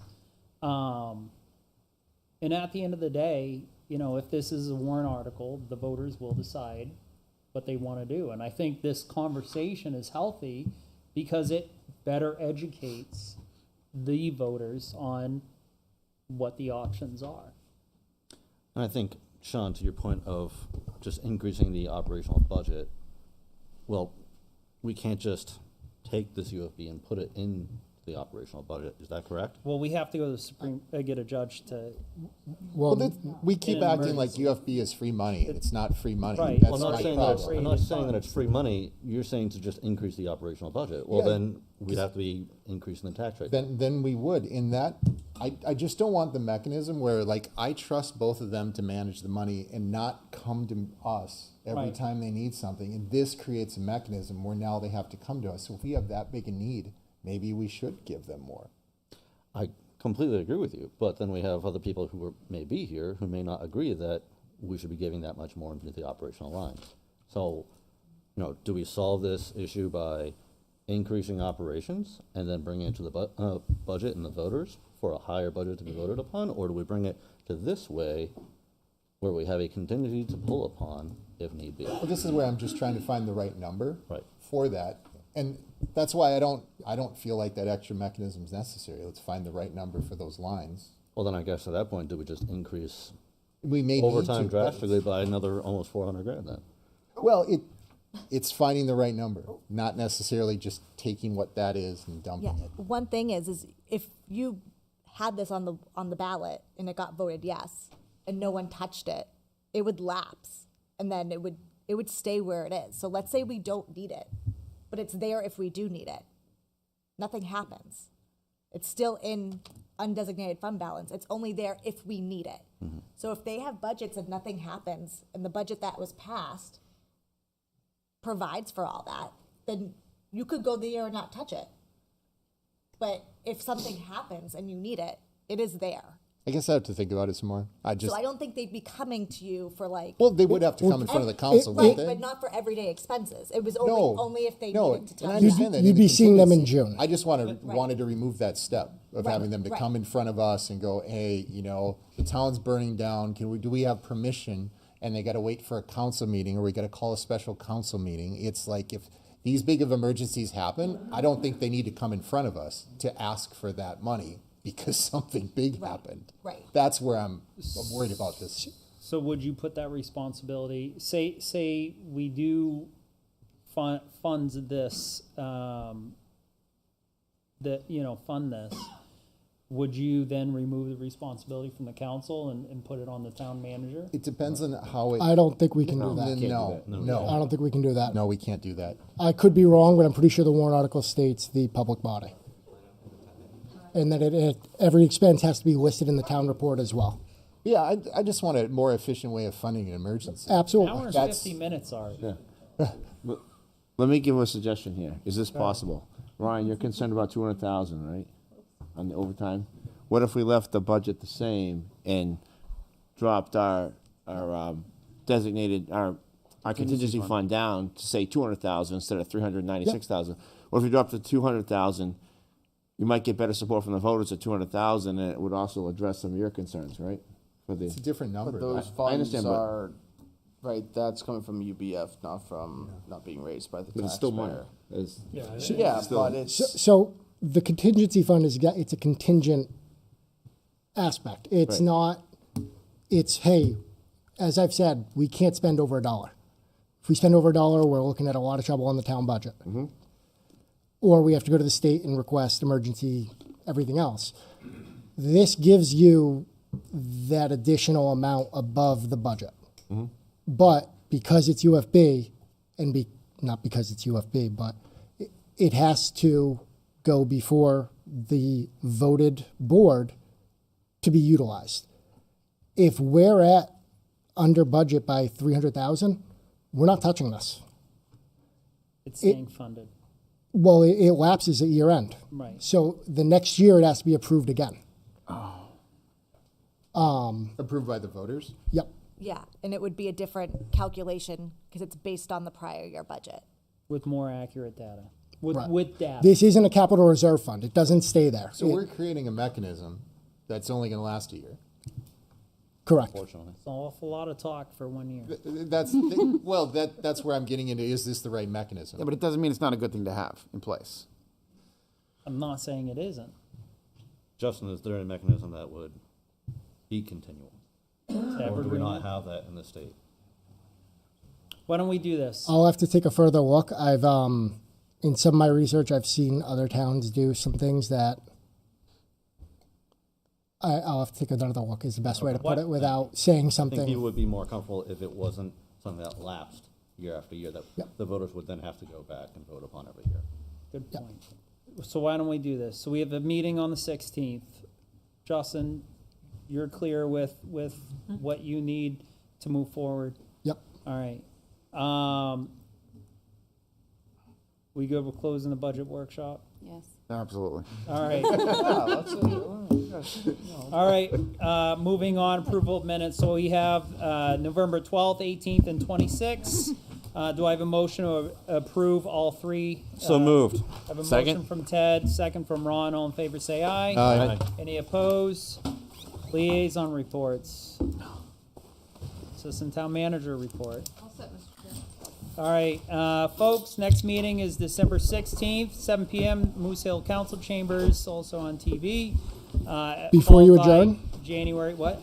Before you adjourn, just a reminder, citizens petitions are due the second Tuesday in January. Second Tuesday in 25 January. registered voters. Citizens If you like, you can have them come to us and we'll have legal review it to make sure that they are within DRA standards. which is January 14th. First of all, that's an adorable picture. I'll trust you on that one. I just go with the second Tuesday. Says every year, that's what it is. Second Tuesday. Doesn't matter the date, second Tuesday. All right, and then, so the 16th, December 16th, January 6th, with that, I'll take a motion to adjourn. So moved. I have a motion from Ron, I have a second from Sean, all in favor say aye. Aye. Any opposed? Chair votes in the affirmative, we're adjourned.